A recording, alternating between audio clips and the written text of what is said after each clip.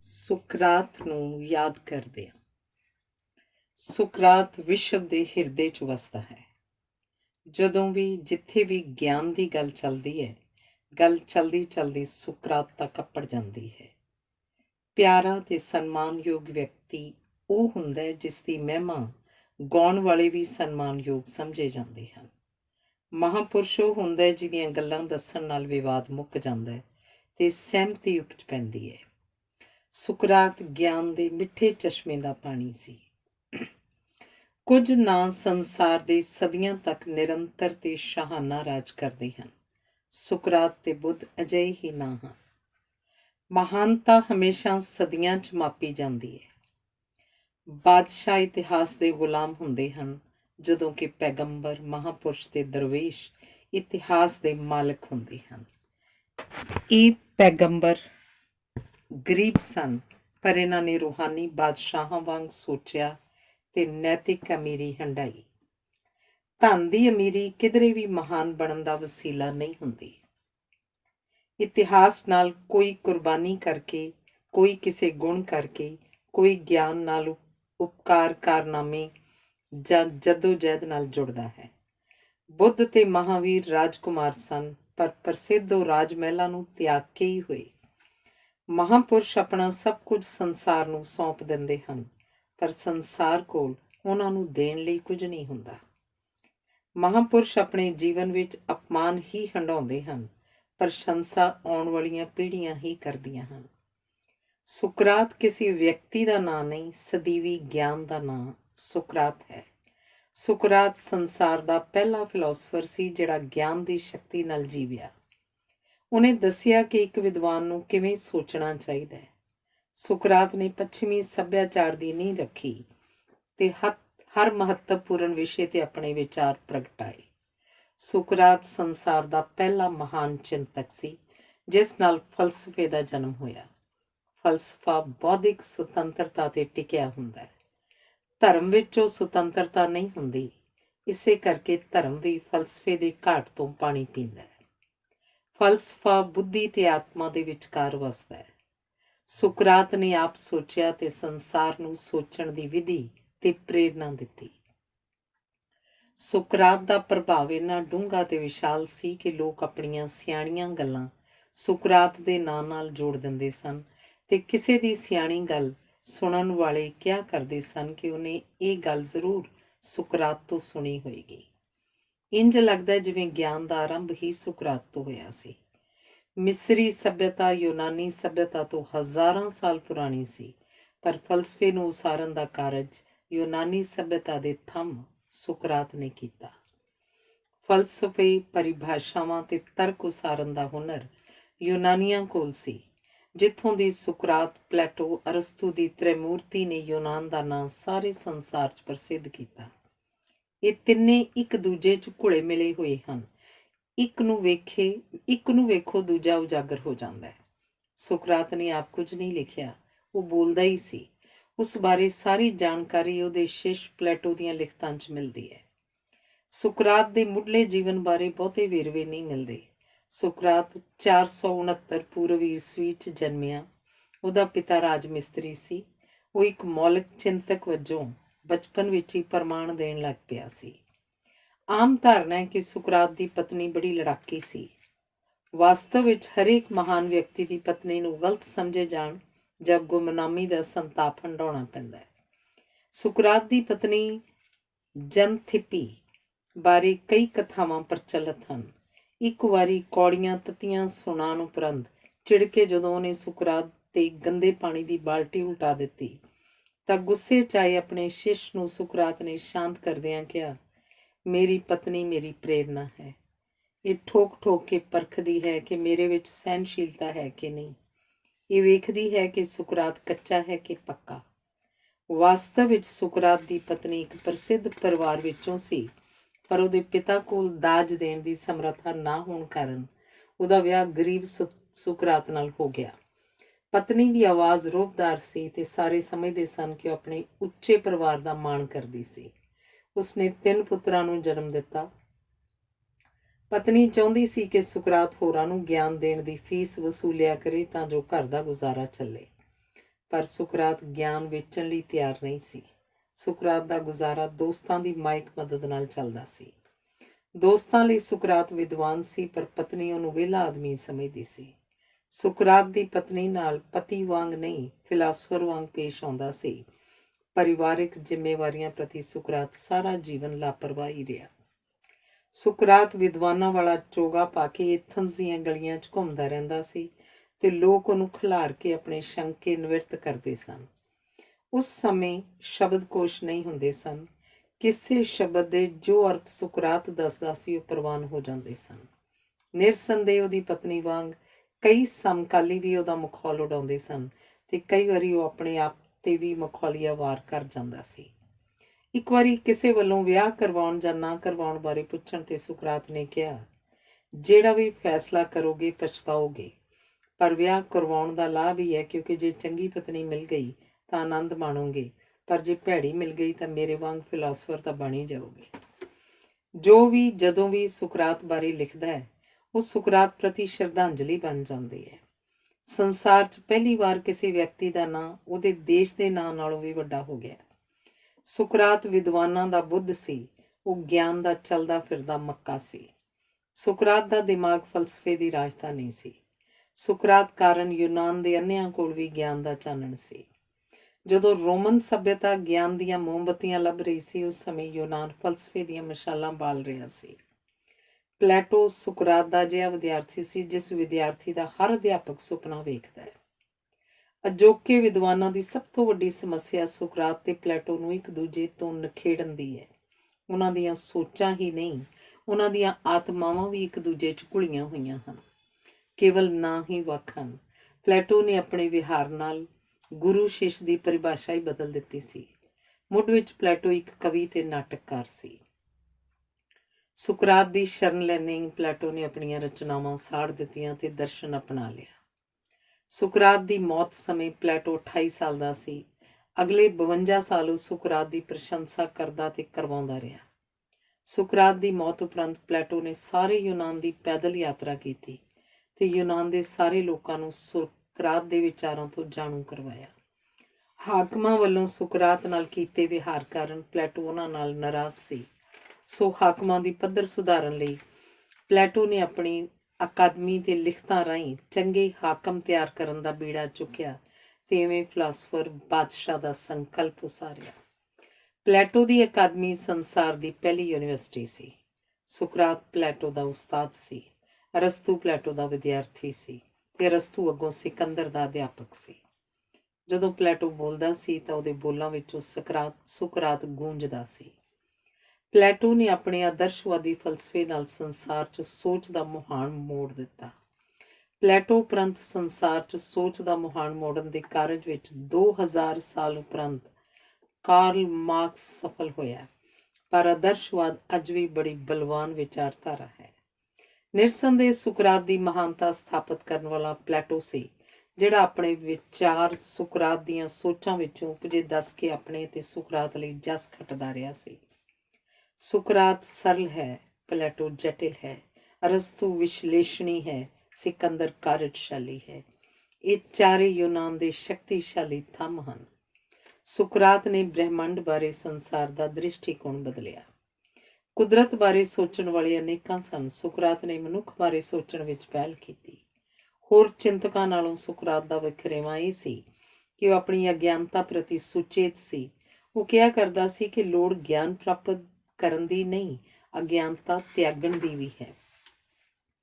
ਸੁਕਰਾਤ ਨੇ ਸੰਸਾਰ ਨੂੰ ਦੱਸਿਆ ਕਿ ਸਭ ਤੋਂ ਉੱਚਾ ਗਿਆਨ ਆਪੇ ਦੀ ਸੋਝੀ ਹੁੰਦਾ ਹੈ। ਸੁਕਰਾਤ ਦੇ ਕਈ ਸੰਕਲਪਾਂ ਨੂੰ ਮਗਰੋਂ ਵਿਭਿੰਨ ਧਰਮਾਂ ਨੇ ਅਪਣਾਇਆ। ਸੁਕਰਾਤ ਦੇ ਇੱਕ ਇੱਕ ਵਾਕ ਦੇ ਵਿਸ਼ਲੇਸ਼ਣ ਲਈ ਗ੍ਰੰਥ ਲਿਖੇ ਗਏ ਤੇ ਇਹਨਾਂ ਗ੍ਰੰਥਾਂ ਨੂੰ ਰੱਖਣ ਲਈ ਲਾਇਬ੍ਰੇਰੀਆਂ ਉਸਾਰੀਆਂ ਗਈਆਂ। ਸੁਕਰਾਤ ਨੇ ਆਪਣੇ ਜੀਵਨ ਦੌਰਾਨ ਹੀ ਜ਼ਿੰਦਗੀ ਦੇ ਪੈਮਾਨੇ ਬਦਲ ਦਿੱਤੇ ਸਨ। ਉਸਨੇ ਹੀ ਦੱਸਿਆ ਕਿ ਮਨੁੱਖ ਨੂੰ ਜਿਉਣਾ ਕਿਵੇਂ ਚਾਹੀਦਾ ਹੈ, ਸੋਚਣਾ ਕਿਵੇਂ ਚਾਹੀਦਾ ਹੈ, ਮਰਨਾ ਕਿਵੇਂ ਚਾਹੀਦਾ ਹੈ। ਉਹਦੇ ਨੈਣ ਨਕਸ਼ਾਂ ਵਿੱਚ ਸਦੀਵੀ ਪ੍ਰਸ਼ਨ ਉੱਤਰ ਸਨ ਤੇ ਉਹਦੀ ਚਾਲ ਵਿੱਚ ਜ਼ਮਾਨੇ ਤੋਂ ਅੱਗੇ ਰਹਿਣ ਵਾਲੀ ਦਲੇਰੀ ਤੇ ਦ੍ਰਿੜਤਾ ਸੀ। ਉਹ 1000 ਸਾਲ ਨਾਲੋਂ ਵੀ ਵਧੇਰੇ ਉਮਰ ਦਾ ਲੱਗਦਾ ਸੀ। ਉਹ ਸੰਸਾਰ ਦਾ ਪਹਿਲਾ ਵਿਸ਼ਵ ਨਾਗਰਿਕ ਸੀ ਜਿਸ ਨੇ ਸਾਰੇ ਸੰਸਾਰ ਦੇ ਸੰਦਰਭ 'ਚ ਸੋਚਿਆ। ਉਹਨੇ ਕਿਸੇ ਦਾ ਵਿਚਾਰ ਨਹੀਂ ਮੰਨਿਆ ਤੇ ਸਭ ਕੁਝ ਆਪ ਸੋਚਿਆ। ਖੋਜਵੇਂ ਪ੍ਰਸ਼ਨ ਉੱਤਰ ਵਾਲੀ ਉਹਦੀ ਵਿਧੀ ਨੂੰ ਸੁਕਰਾਤੀ ਵਿਧੀ ਵਜੋਂ ਜਾਣਿਆ ਜਾਂਦਾ ਹੈ। ਸੁਕਰਾਤ ਦੇ ਸੁਤੰਤਰ ਵਿਚਾਰਾਂ ਕਰਕੇ ਯੂਨਾਨ ਦੇ ਜਵਾਨ ਉਹਦੇ ਮਤਵਾਲੇ ਸਨ, ਪਰ ਉਹਨਾਂ ਦੇ ਮਾਪੇ ਤੇ ਹਾਕਮ ਇਹਨਾਂ ਜਵਾਨਾਂ ਦੇ ਘੋਖਵੇਂ ਪ੍ਰਸ਼ਨਾਂ ਕਾਰਨ ਪਰੇਸ਼ਾਨ ਹੋਣ ਕਾਰਨ ਸੁਕਰਾਤ ਦੇ ਵਿਰੋਧੀ ਸਨ। ਸੁਕਰਾਤ ਨੂੰ ਬਦਨਾਮ ਕਰਕੇ ਆਪ ਪ੍ਰਸਿੱਧ ਹੋਣ ਦੇ ਉਦੇਸ਼ ਨਾਲ 3 ਦੋਖੀਆਂ ਨੇ ਸੁਕਰਾਤ ਤੇ ਦੋਸ਼ ਲਾਇਆ ਕਿ ਉਹ ਦੇਵਤਿਆਂ ਦਾ ਸਤਿਕਾਰ ਨਹੀਂ ਸੀ ਕਰਦਾ ਤੇ ਉਹਦੇ ਨਵੇਂ ਵਿਚਾਰ ਜਵਾਨਾਂ ਨੂੰ ਭ੍ਰਿਸ਼ਟ ਕਰਕੇ ਕੁਰਾਹੀ ਪਾ ਰਹੇ ਸਨ। ਸੁਕਰਾਤ ਨੇ ਦੇਵਤਿਆਂ ਨੂੰ ਪਸ਼ੂਆਂ ਦੀ ਬਲੀ ਦੇਣ ਦੀ ਰੀਤੀ ਨੂੰ ਕੋਝੀ ਕਿਸਮ ਦੀ ਰਿਸ਼ਵਤ ਦੱਸਿਆ ਸੀ ਤੇ ਜਵਾਨਾਂ ਨੂੰ ਉਹ ਕਿਸੇ ਗ੍ਰੰਥ ਨੂੰ ਮੰਨਣ ਦੀ ਥਾਂ ਆਪ ਸੋਚਣ ਤੇ ਆਪਣਾ ਮਾਰਗ ਆਪ ਚੁਣਨ ਲਈ ਪ੍ਰੇਰਦਾ ਸੀ। ਉਸ ਸਮੇਂ ਸੁਕਰਾਤ ਦਾ ਨਿਵਾਸ ਸਥਾਨ ਏਥਨਜ਼ ਯੂਨਾਨ ਦੀ ਇੱਕ ਛੋਟੀ ਜਿਹੀ ਰਿਆਸਤ ਸੀ, ਜਿਸ ਨੂੰ ਸੰਸਾਰ ਦਾ ਸਭ ਤੋਂ ਅਕਲਮੰਦ ਪ੍ਰਜਾਤੰਤਰ ਮੰਨਿਆ ਜਾਂਦਾ ਸੀ, ਜਿਹੜਾ 27 ਸਾਲਾਂ ਦੇ ਲੰਮੇ ਯੁੱਧ ਨਾਲ ਪੀੜਤ ਤੇ ਹਾਰ ਨਾਲ ਥੱਕਿਆ ਹੋਇਆ ਸੀ। ਨੈਤਿਕ ਪਤਨ ਕਾਰਨ ਹਾਕਮ ਉਸ ਨਾਲ ਹੀ ਨਹੀਂ, ਉਹਦੇ ਸ਼ਿਸ਼ਾਂ ਨਾਲ ਵੀ ਚਿੜੇ ਹੋਏ ਸਨ, ਜਿਸ ਕਾਰਨ ਸੁਕਰਾਤ ਤੇ 30 ਸਾਲ ਤੋਂ ਘੱਟ ਉਮਰ ਦੇ ਵਿਅਕਤੀਆਂ ਨਾਲ ਗੱਲਬਾਤ ਕਰਨ ਦੀ ਪਾਬੰਦੀ ਲੱਗੀ ਹੋਈ ਸੀ। ਹਾਕਮ ਤਰਕਸ਼ੀਲ ਤੇ ਵਿਕਾਸਵਾਦੀ ਸੁਕਰਾਤ ਤੋਂ ਛੁਟਕਾਰਾ ਪਾਉਣਾ ਚਾਹੁੰਦੇ ਸਨ। ਸੁਕਰਾਤ ਤੇ ਦਾਇਰ ਕੀਤਾ ਗਿਆ ਮੁਕੱਦਮਾ ਇਸੇ ਵਿਉਂਤ ਦਾ ਭਾਗ ਸੀ। ਸੰਸਾਰ ਦਾ ਸਭ ਤੋਂ ਵੱਧ ਦਿਲਚਸਪ ਅਦਾਲਤੀ ਦ੍ਰਿਸ਼ ਸੁਕਰਾਤ ਦਾ ਮੁਕੱਦਮਾ ਮੰਨਿਆ ਗਿਆ, ਜਿਸ ਵਿੱਚ 501 ਜੱਜ ਬੈਠੇ ਸਨ। ਏਥਨਜ਼ ਵਾਸੀ ਬੜੇ ਮੁਕੱਦਮੇਬਾਜ਼ ਸਨ। ਕੋਈ ਵੀ ਕਿਸੇ ਤੇ ਕੋਈ ਦੋਸ਼ ਲਾ ਸਕਦਾ ਸੀ ਤੇ ਦੋਸ਼ੀ ਨੂੰ ਆਪ ਆ ਕੇ ਆਪਣਾ ਪੱਖ ਸਪਸ਼ਟ ਕਰਨਾ ਪੈਂਦਾ ਸੀ। ਮੁਕੱਦਮੇ ਦੀ ਸਾਰੀ ਕਾਰਵਾਈ ਇੱਕ ਦਿਨ 'ਚ ਨਿਪਟਾਉਣ ਦੀ ਰੀਤ ਸੀ ਤੇ ਮੌਤ ਦੀ ਸਜ਼ਾ ਤੇ ਅਗਲੇ ਹੀ ਦਿਨ ਤਾਮੀਲ ਹੋ ਜਾਂਦੀ ਸੀ। ਸੁਕਰਾਤ ਵਕੀਲਾਂ ਨੂੰ ਕਾਨੂੰਨੀ ਵੇਸਵਾਵਾਂ ਕਹਿੰਦਾ ਸੀ, ਸੋ ਉਹਨੇ ਆਪਣਾ ਮੁਕੱਦਮਾ ਆਪ ਲੜਿਆ। ਅਦਾਲਤ ਵਿੱਚ ਸੁਕਰਾਤ ਆਪਣੇ ਇਤਿਹਾਸਕ ਬਿਆਨ ਨਾਲ ਪੱਖਪਾਤੀ ਜੱਜਾਂ ਦੀ ਹਮਦਰਦੀ ਤਾਂ ਨਾ ਜਿੱਤ ਸਕਿਆ, ਪਰ ਉਹਨੇ ਆਉਣ ਵਾਲੀਆਂ ਪੀੜ੍ਹੀਆਂ ਦੇ ਦਿਲ ਜਿੱਤ ਲਏ। ਸੁਕਰਾਤ ਦੇ ਹੋਰ ਦੋਸਤਾਂ ਮਿੱਤਰਾਂ ਨਾਲ ਉਹਦਾ ਮੁੱਖ ਸ਼ਿਸ਼ ਪਲੈਟੋ ਵੀ ਮੁਕੱਦਮੇ ਦੀ ਕਾਰਵਾਈ ਵੇਖਣ ਵਾਲਿਆਂ 'ਚ ਸ਼ਾਮਲ ਸੀ। ਸੁਕਰਾਤ ਨੇ ਆਪਣੇ ਲੰਮੇ ਬਿਆਨ 'ਚ ਕਿਹਾ, ਮੇਰੇ ਤੇ ਦੋਸ਼ ਹੈ ਕਿ ਮੈਂ ਅਪਵਿੱਤਰ ਵਿਚਾਰਾਂ ਵਾਲਾ ਹਾਂ। ਇਹਦਾ ਅਰਥ ਇਹੀ ਨਿਕਲਦਾ ਹੈ ਕਿ ਤੁਸੀਂ ਪਵਿੱਤਰ ਵਿਚਾਰਾਂ ਵਾਲੇ ਹੋ। ਮੈਂ ਕਹਿੰਦਾ ਕਿ ਅਣਪਰਖਿਆ ਜੀਵਨ ਨਹੀਂ ਹੁੰਦਾ ਤੇ ਜੀਵਨ ਦੀ ਪਰਖ ਕਰਨ ਲਈ ਸੋਚਣਾ ਨਾ ਅਪਰਾਧ ਹੈ ਨਾ ਪਾਪ ਹੈ। ਤੁਹਾਡਾ ਇਤਰਾਜ਼ ਹੈ ਕਿ ਮੈਂ ਨਵੇਂ ਢੰਗ ਨਾਲ ਸੋਚਦਾ ਹਾਂ। ਕੀ ਇਹ ਦੋਸ਼ ਹੈ? ਇਹ ਕਿਸ ਕਿਸਮ ਦਾ ਦੋਸ਼ ਹੈ? ਤੁਸੀਂ ਕਹਿੰਦੇ ਹੋ ਕਿ ਜੇ ਮੈਂ ਸੋਚਣਾ ਬੋਲਣਾ ਬੰਦ ਕਰ ਦੇਵਾਂ ਤੇ ਤੁਸੀਂ ਮੈਨੂੰ ਬਰੀ ਕਰ ਦਿਓਗੇ। ਮੈਂ ਤੁਹਾਡਾ ਨਹੀਂ, ਸੋਚਣ ਦੀ ਯੋਗਤਾ ਦੇਣ ਵਾਲੇ ਰੱਬ ਦਾ ਆਦੇਸ਼ ਮੰਨਾਂਗਾ ਤੇ ਸੱਚ ਦੀ ਖੋਜ ਵਾਲਾ ਆਪਣਾ ਮਾਰਗ ਕਦੇ ਨਹੀਂ ਤਿਆਗਾਂਗਾ। ਇਸ ਬਿਆਨ ਨੂੰ ਪਲੈਟੋ ਨੇ ਕਲਮਬੰਦ ਕਰਕੇ ਆਪਣੀ ਤੇ ਸੁਕਰਾਤ ਲਈ ਸ਼ੋਭਾ ਵਧਾਈ ਹੈ। ਮਗਰੋਂ ਲੰਮੇ ਅਰਸੇ ਤੱਕ ਹਰ ਨਵੇਂ ਤੇ ਉੱਭਰਦੇ ਵਿਦਵਾਨ ਵੱਲੋਂ ਆਪਣੀ ਵਿਦਵਤਾ ਦੇ ਸਬੂਤ ਵਜੋਂ ਸੁਕਰਾਤ ਦੇ ਇਸ ਬਿਆਨ ਨੂੰ ਆਪਣੇ ਸ਼ਬਦਾਂ 'ਚ ਲਿਖਣ ਦੀ ਪਿਰਤ ਪਈ ਰਹੀ ਸੀ। ਇਸ ਮੁਕੱਦਮੇ ਦੀ ਕਾਰਵਾਈ ਵਾਲੇ ਦਿਨ ਸਾਰਾ ਯੂਨਾਨ ਇਸ ਮੁਕੱਦਮੇ ਦੀਆਂ ਗੱਲਾਂ ਕਰ ਰਿਹਾ ਸੀ। ਏਥਨਜ਼ ਦੇ ਘਰ ਖਾਲੀ ਸਨ। 5 ਮੀਲ ਲੰਮੀ ਜਰਨੈਲੀ ਸੜਕ ਤੇ ਭੀੜ ਸੀ। ਲੋਕ ਅਦਾਲਤ ਦਾ ਫੈਸਲਾ ਉਡੀਕ ਰਹੇ ਸਨ। 501 ਜੱਜਾਂ ਵਿੱਚੋਂ 280 ਜੱਜਾਂ ਨੇ ਸੁਕਰਾਤ ਨੂੰ ਦੋਸ਼ੀ ਕਰਾਰ ਦਿੱਤਾ ਸੀ। ਉਸ ਸਮੇਂ ਦੋਸ਼ੀ ਕਰਾਰ ਦਿੱਤੇ ਜਾਣ ਤੇ ਦੋਸ਼ੀ ਨੂੰ ਆਪਣੀ ਸਜ਼ਾ ਆਪ ਤਜਵੀਜ਼ ਕਰਨ ਦਾ ਅਧਿਕਾਰ ਸੀ। ਜੇ ਸੁਕਰਾਤ ਚਾਹੁੰਦਾ ਤਾਂ ਬਰੀ ਹੋਣ ਲਈ ਉਹ ਏਥਨਜ਼ ਛੱਡ ਕੇ ਜਾ ਸਕਦਾ ਸੀ, ਪਰ ਉਹਨੇ ਕਿਹਾ ਕਿ ਜੇ ਮੇਰੇ ਲਈ ਕਿਸੇ ਇੱਥੇ ਥਾਂ ਨਹੀਂ ਤਾਂ ਮੇਰੇ ਲਈ ਕਿਧਰੇ ਵੀ ਥਾਂ ਨਹੀਂ। ਜਦੋਂ ਉਹਨੇ ਆਪਣੇ ਅਪਰਾਧ ਦਾ ਆਪ ਹੀ ਜੁਰਮਾਨਾ ਤਜਵੀਜ਼ ਕਰਨ ਲਈ ਕਿਹਾ ਗਿਆ ਤਾਂ ਸੁਕਰਾਤ ਨੇ ਕੇਵਲ ਇੱਕ ਸਿੱਕਾ ਜੁਰਮਾਨੇ ਵਜੋਂ ਅਦਾ ਕਰਨ ਦੀ ਪੇਸ਼ਕਸ਼ ਕੀਤੀ, ਜਿਸ ਕਾਰਨ ਸਭਾ 'ਚ ਹਾਸਾ ਮੱਚਣ ਕਾਰਨ ਕਈ ਹੋਰ ਜੱਜ ਉਸ ਨਾਲ ਚਿੜ ਗਏ ਤੇ 501 ਵਿੱਚੋਂ 380 ਜੱਜਾਂ ਨੇ ਉਸ ਨੂੰ ਮੌਤ ਦੀ ਸਜ਼ਾ ਸੁਣਾਈ। ਇਸ ਫੈਸਲੇ ਨੇ ਕਿਸੇ ਨੂੰ ਹੈਰਾਨ ਨਾ ਕੀਤਾ। ਲੋਕ ਜਾਣਦੇ ਸਨ ਕਿ ਯੂਨਾਨੀ ਹਾਕਮਾਂ ਕੋਲ ਇੰਨੀ ਯੋਗਤਾ ਤੇ ਸਮਰੱਥਾ ਹੀ ਨਹੀਂ ਸੀ ਕਿ ਉਹ ਸੁਕਰਾਤ ਦਾ ਮਹੱਤਵ ਜਾਣ ਸਕਦੇ। ਸਜ਼ਾ ਮਿਲਣ ਸਮੇਂ ਸੁਕਰਾਤ 70 ਵਰ੍ਹੇ ਦਾ ਸੀ। ਸਜ਼ਾ ਦੇ ਐਲਾਨ ਉਪਰੰਤ ਉਹਨੇ ਘਬਰਾਏ ਹੋਏ ਜੱਜਾਂ ਨੂੰ ਮੁਖਾਤਬ ਹੁੰਦਿਆਂ ਕਿਹਾ, ਤੁਸੀਂ ਸਿਆਣਪ ਨਹੀਂ ਕੀਤੀ। ਥੋੜ੍ਹਾ ਚਿਰ ਉਡੀਕ ਲੈਂਦੇ ਤਾਂ ਮੈਂ ਉਂਝ ਹੀ ਮਰ ਜਾਣਾ ਸੀ ਤੇ ਮੈਨੂੰ ਮਰੇ ਨੂੰ ਵੇਖਣ ਦੀ ਤੁਹਾਡੀ ਰੀਝ ਸਹਿਜੇ ਹੀ ਪੂਰੀ ਹੋ ਜਾਣੀ ਸੀ। ਤੁਸੀਂ ਇੱਕ ਨਿਰਦੋਸ਼ ਵਿਅਕਤੀ ਨੂੰ ਮਾਰਨ ਦਾ ਕਲੰਕ ਸਹੇੜ ਲਿਆ, ਜਿਸ ਕਾਰਨ ਆਉਣ ਵਾਲੀਆਂ ਪੀੜ੍ਹੀਆਂ ਤੁਹਾਡੇ ਤੇ ਉਂਗਲੀਆਂ ਉਠਾਉਣਗੀਆਂ। ਭਾਵੇਂ ਮੈਂ ਸਿਆਣਾ ਨਹੀਂ, ਪਰ ਸਮਾਂ ਮੈਨੂੰ ਸਿਆਣਾ ਤੇ ਤੁਹਾਨੂੰ ਦੋਸ਼ੀ ਸਿੱਧ ਕਰੇਗਾ। ਤੇ ਇਤਿਹਾਸ ਤੁਹਾਨੂੰ ਪੁੱਛੇਗਾ ਕਿ ਤੁਸੀਂ ਆਪਣੇ ਸਿਆਣਿਆਂ ਨਾਲ ਅਜਿਹਾ ਵਿਹਾਰ ਕਿਉਂ ਕੀਤਾ। ਮੈਨੂੰ ਮੌਤ ਸਵੀਕਾਰ ਹੈ, ਪਰ ਮੈਂ ਸੱਚ ਬੋਲਣ ਤੋਂ ਕਦੀ ਨਹੀਂ ਹਟਾਂਗਾ। ਮੈਂ ਮੌਤ ਨਾਲ ਸਦਾ ਲਈ ਮੁਕਤ ਹੋ ਜਾਵਾਂਗਾ। ਤੁਸੀਂ ਜਿੰਨਾ ਚਿਰ ਜੀਓਗੇ ਬਦਨਾਮੀ ਹੀ ਖੱਟੋਗੇ। ਤੁਹਾਡਾ ਦਿੱਤਾ ਹੋਇਆ ਅਨਿਆਂ ਮੈਂ ਸਹਿ ਲਵਾਂਗਾ, ਪਰ ਸੱਚ ਦਾ ਨਿਆਂ ਤੁਹਾਨੂੰ ਭੁਗਤਣਾ ਪਏਗਾ। ਤੁਸੀਂ ਭੁੱਲ ਜਾਓ ਕਿ ਮੈਨੂੰ ਮਾਰ ਕੇ ਤੁਸੀਂ ਆਰਾਮ ਦੀ ਨੀਂਦ ਸੌਵੋਗੇ, ਕਿਉਂਕਿ ਏਥਨਸ ਦੇ ਜਵਾਨ ਤੁਹਾਨੂੰ ਵੰਗਾਰ ਕੇ ਪੁੱਛਿਆ ਕਰਨਗੇ ਕਿ ਤੁਸੀਂ ਇਹ ਕੀ ਕੀਤਾ। ਆਓ ਚੱਲੀਏ, ਮੈਂ ਮੌਤ ਵੱਲ ਚੱਲਦਾ, ਤੁਸੀਂ ਜੀਵਨ ਵੱਲ ਚੱਲੋ। ਕੌਣ ਜਾਣੇ ਕਿ ਕੌਣ ਭਾਗਾਂ ਵਾਲਾ ਹੈ। ਸਾਰਾ ਯੂਨਾਨ ਉਦਾਸ ਸੀ। ਫੈਸਲਾ ਸੁਣਾ ਕੇ ਲੋਕਾਂ ਦੇ ਰੋਹ ਤੋਂ ਡਰਦੇ ਜੱਜ ਲੁਕ ਗਏ ਸਨ। ਉਸ ਰਾਤ ਤਾਰਿਆਂ ਦਾ ਰੰਗ ਬਦਲ ਗਿਆ ਸੀ। ਵਾਤਾਵਰਨ 'ਚ ਸੋਗ ਸੀ। ਪੰਛੀ ਚੁੱਪ ਸਨ, ਅਥਰੂਆਂ ਨਾਲ ਪੌਣ ਸਲਾਬੀ ਹੋਈ ਸੀ। ਚੁੱਪ ਰਹਿ ਕੇ ਸੁਕਰਾਤ ਆਪਣੀ ਜਾਨ ਬਚਾ ਸਕਦਾ ਸੀ, ਪਰ ਉਹਨੂੰ ਜਾਨ ਨਾਲੋਂ ਸੱਚ ਵਧੇਰੇ ਪਿਆਰਾ ਸੀ। ਸੁਕਰਾਤ ਆਪ ਪੈਦਲ ਤੁਰ ਕੇ ਜੇਲ੍ਹ ਪਹੁੰਚ ਗਿਆ ਸੀ। ਉਂਝ ਤਾਂ ਸੁਕਰਾਤ ਨੂੰ ਅਗਲੇ ਦਿਨ ਮੌਤ ਦੇ ਘਾਟ ਉਤਾਰ ਦਿੱਤਾ ਜਾਣਾ ਸੀ, ਪਰ ਰਵਾਇਤ ਅਨੁਸਾਰ ਇੱਕ ਜਹਾਜ਼ ਦੀ ਤੀਰਥ ਯਾਤਰਾ ਦੌਰਾਨ ਕਿਸੇ ਨੂੰ ਕੋਈ ਸਜ਼ਾ ਦੇਣ ਦੀ ਮਨਾਹੀ ਸੀ। ਇਹ ਜਹਾਜ਼ 20 ਦਿਨਾਂ ਮਗਰੋਂ ਮੁੜਿਆ ਤੇ ਸਾਰੇ ਦਿਨ ਸੁਕਰਾਤ ਖੁੱਲ੍ਹੀ ਜੇਲ੍ਹ 'ਚ ਰਿਹਾ, ਜਿੱਥੇ ਉਹਦੇ ਮਿਲਣ ਵਾਲੇ ਉਹਨੂੰ ਮਿਲ ਸਕਦੇ ਸਨ। ਇਹਨਾਂ ਦਿਨਾਂ 'ਚ ਸੁਕਰਾਤ ਦੇ ਮਿੱਤਰ ਕ੍ਰੀਟੋ ਨੇ ਜਦੋਂ ਸੁਕਰਾਤ ਨੂੰ ਜੇਲ੍ਹ ਵਿੱਚੋਂ ਦੌੜ ਜਾਣ ਦਾ ਸੁਝਾਅ ਦਿੱਤਾ ਤਾਂ ਸੁਕਰਾਤ ਨੇ ਹੱਸ ਕੇ ਕਿਹਾ, ਇਵੇਂ ਸੋਚਣਾ ਵੀ ਨਹੀਂ ਚਾਹੀਦਾ, ਕਿਉਂਕਿ ਮੇਰੇ ਦੌੜ ਜਾਣ ਨਾਲ ਜੱਜਾਂ ਦਾ ਨਿਆਂ ਪ੍ਰਤੀਤ ਹੋਣ ਲੱਗ ਪਏਗਾ ਤੇ ਲੋਕ ਮੇਰੇ ਗਿਆਨ ਦੀਆਂ ਨਹੀਂ, ਮੇਰੇ ਭਗੌੜਾ ਹੋਣ ਦੀਆਂ ਹੀ ਗੱਲਾਂ ਕਰਨਗੇ। ਜਹਾਜ਼ ਦੇ ਮੁੜਨ ਨਾਲ ਸੁਕਰਾਤ ਦੇ ਇਸ ਸੰਸਾਰ ਤੋਂ ਵਿਦਾ ਹੋਣ ਦਾ ਦਿਨ ਆ ਗਿਆ ਸੀ। ਸੁਕਰਾਤ ਨੂੰ ਮਰਨ ਦਾ ਚਾਅ ਚੜਿਆ ਹੋਇਆ ਸੀ। ਫਿਲਾਸਫਰ ਦੀ ਸ਼ਖਸੀਅਤ ਉਹਦੇ ਮਰਨ ਢੰਗ ਤੋਂ ਪਰਖੀ ਜਾਂਦੀ ਹੈ। ਸੁਕਰਾਤ ਇੱਕ ਫਿਲਾਸਫਰ ਵਾਂਗ ਸਵੈਮਾਨ ਨਾਲ ਸੁਚੇਤ ਹੋ ਕੇ ਮਰਿਆ। ਉਹ ਅੰਤਲੇ ਪਲਾਂ ਤੱਕ ਦੋਸਤਾਂ ਨਾਲ ਫਲਸਫੇ ਦੇ ਮਸਲੇ ਵਿਚਾਰਦਾ ਰਿਹਾ। ਅੰਤਲੇ ਘੰਟਿਆਂ 'ਚ ਉਹਨੇ ਆਤਮਾ ਬਾਰੇ ਗੱਲਾਂ ਕੀਤੀਆਂ। ਇਸ ਅੰਤਲੇ ਦਿਨ ਉਹਦੀ ਪਤਨੀ ਵੀ ਇੱਕ ਪੁੱਤਰ ਨਾਲ ਜੇਲ੍ਹ 'ਚ ਹਾਜ਼ਰ ਸੀ। ਸੁਕਰਾਤ ਨੇ ਆਪਣੇ ਮਿੱਤਰ ਕ੍ਰੀਟੋ ਨੂੰ ਕਿਹਾ ਕਿ ਉਹ ਵਿਰਲਾਪ ਕਰ ਰਹੀ ਇਸ ਇਸਤਰੀ ਨੂੰ ਇਹਦੇ ਘਰ ਛੱਡ ਆਵੇ ਤੇ ਆਪਣੇ ਮਗਰੋਂ ਪਰਿਵਾਰ ਦਾ ਖਰਚਾ ਅਦਾ ਕਰਨ ਦੀ ਜ਼ਿੰਮੇਵਾਰੀ ਵੀ ਕ੍ਰੀਟੋ ਨੂੰ ਸੰਭਾਲ ਦਿੱਤੀ। ਆਪਣੀ ਲੱਤ ਸਿੱਧੀ ਕਰਕੇ ਖਾਜ ਕਰਦਿਆਂ ਸੁਕਰਾਤ ਨੇ ਕਿਹਾ, ਖਾਜ ਕਰਨ ਵਿੱਚੋਂ ਵੀ ਬੜਾ ਆਨੰਦ ਮਿਲਦਾ ਹੈ। ਪਤਨੀ ਨੂੰ ਵਿਦਾ ਕਰਕੇ ਸੁਕਰਾਤ ਮਰਨ ਲਈ ਤਿਆਰ ਹੋਣ ਲੱਗ ਪਿਆ। ਸ਼ਾਮ ਦਾ ਵੇਲਾ ਸੀ। ਏਥਨਸ ਦੀ ਸਾਰੀ ਆਬਾਦੀ ਨੇ ਜੇਲ੍ਹ ਨੂੰ ਘੇਰਾ ਪਾਇਆ ਸੀ। ਸੁਕਰਾਤ ਨੇ ਜੇਲਰ ਨੂੰ ਕਿਹਾ, ਜੇ ਜ਼ਹਿਰ ਤਿਆਰ ਹੈ ਤਾਂ ਲੈ ਆਓ। ਉਹਨੇ ਜੇਲਰ ਤੋਂ ਜ਼ਹਿਰ ਪੀਣ ਦੀ ਵਿਧੀ ਪੁੱਛੀ ਤੇ ਦੋਵਾਂ ਹੱਥਾਂ ਨਾਲ ਜ਼ਹਿਰ ਦਾ ਪਿਆਲਾ ਫੜ ਕੇ ਬੱਚੇ ਵਾਲੀ ਮਾਸੂਮਤਾ ਨਾਲ ਅਖੀਰਲੀ ਬੂੰਦ ਤੱਕ ਭਰਿਆ ਪਿਆਲਾ ਪੀ ਗਿਆ। ਜੇਲਰ ਨੇ ਕਿਹਾ, ਕੁਝ ਕਦਮ ਚੱਲੋ, ਜਦੋਂ ਲੱਤਾਂ ਭਾਰੀ ਹੋ ਜਾਣ ਤਾਂ ਲੇਟ ਜਾਣਾ, ਜ਼ਹਿਰ ਹੌਲੀ ਹੌਲੀ ਅਸਰ ਕਰੇਗਾ। ਸੁਕਰਾਤ ਨੇ ਦੋਸਤਾਂ ਨੂੰ ਕਿਹਾ ਹੋਇਆ ਸੀ ਕਿ ਕਿਸੇ ਨੇ ਰੋਣਾ ਨਹੀਂ, ਪਰ ਉਹ ਵੈਣ ਪਾ ਰਹੇ ਸਨ। ਬੜੀ ਅਜੀਬ ਸਥਿਤੀ ਸੀ, ਕਿਉਂਕਿ ਜਿਉਂਦੇ ਰਹਿਣ ਵਾਲੇ ਰੋ ਰਹੇ ਸਨ। ਮਰਨ ਵਾਲਾ ਸੁਕਰਾਤ ਉਹਨਾਂ ਨੂੰ ਦਿਲਾਸੇ ਦੇ ਕੇ ਚੁੱਪ ਕਰਵਾ ਰਿਹਾ ਸੀ ਤੇ ਕਹਿ ਰਿਹਾ ਸੀ, ਮੈਨੂੰ ਆਰਾਮ ਨਾਲ ਮਰਨ ਦਿਓ। ਧਰਤੀ ਦਾ ਸੂਰਜ ਤੇ ਅਸਮਾਨ ਦਾ ਸੂਰਜ ਦੋਵੇਂ ਵਿਦਾ ਹੋ ਰਹੇ ਸਨ। ਨੂਰ ਨੂਰ ਵਿੱਚ ਤੇ ਮਿੱਟੀ ਮਿੱਟੀ 'ਚ ਰਲ ਰਹੀ ਸੀ। ਉਸ ਰਾਤ ਏਥਨਸ ਦੇ ਕਿਸੇ ਚੁੱਲ੍ਹੇ 'ਚ ਅੱਗ ਨਹੀਂ ਸੀ ਬਲੀ। ਜਵਾਨਾਂ ਨੇ ਲੱਭ ਲੱਭ ਕੇ ਕਈ ਜੱਜਾਂ ਨੂੰ ਮੌਤ ਦੇ ਘਾਟ ਉਤਾਰ ਦਿੱਤਾ ਸੀ। ਸਾਰੀ ਰਾਤ ਲੋਕ ਵਿਦਾਇਗੀ ਦੇ ਗੀਤ ਗਾਉਂਦੇ ਰਹੇ। ਏਥਨਸ ਵਾਸੀਆਂ ਲਈ ਸੁਕਰਾਤ ਮਰਿਆ ਨਹੀਂ ਸੀ, ਵਿਦਾ ਹੋਇਆ ਸੀ। ਮਰੇ ਹੋਏ ਭੁੱਲ ਜਾਂਦੇ ਹਨ, ਵਿਦਾ ਹੋਣ ਵਾਲੇ ਉਡੀਕੇ ਜਾਂਦੇ ਹਨ। ਇੰਜ ਲੱਗ ਰਿਹਾ ਸੀ ਜਿਵੇਂ ਯੂਨਾਨ ਦੀ ਆਤਮਾ ਮਰ ਗਈ ਸੀ। ਸਭ ਤੋਂ ਵੱਡਾ ਆਲੋਚਕ ਤੇ ਪ੍ਰਸ਼ੰਸਕ ਸਮਾਂ ਹੁੰਦਾ ਹੈ।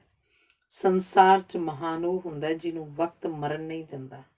ਮਹਾਤਮਾ ਸੁਕਰਾਤ ਦੇ ਟੁਰ ਜਾਣ ਮਗਰੋਂ ਭਾਵੇਂ 2500 ਵਰ੍ਹੇ ਬੀਤ ਗਏ ਹਨ, ਪਰ ਯੂਨਾਨ ਦਾ ਪਛਤਾਵਾ ਘਟਿਆ ਨਹੀਂ।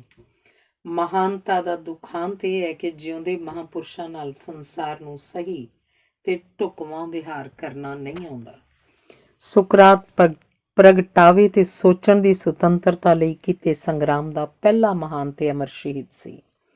ਸੁਕਰਾਤ ਅੱਜ ਵੀ ਮਾਨਵਤਾ ਦੇ ਚੇਤਿਆਂ 'ਚ ਘੁੰਮਦਾ ਵੇਖਿਆ ਜਾ ਸਕਦਾ ਹੈ। ਸੁਕਰਾਤ ਸੰਸਾਰ ਦੀ ਹਰ ਲਾਇਬ੍ਰੇਰੀ 'ਚ ਹਾਜ਼ਰ ਹੈ। ਧੰਨਵਾਦ। ਛੋਹ ਦਾ ਅਨੁਭਵ। ਕੁਦਰਤ ਹਵਾ ਰਾਹੀਂ ਹਰੇਕ ਜੀਵ ਜੰਤੂ ਨੂੰ ਨਿਰੰਤਰ ਛੋਹਦੀ ਰਹਿੰਦੀ ਹੈ। ਛੋਹ ਜੀਵਨ ਦਾ ਬੁਨਿਆਦੀ ਅਨੁਭਵ ਹੈ।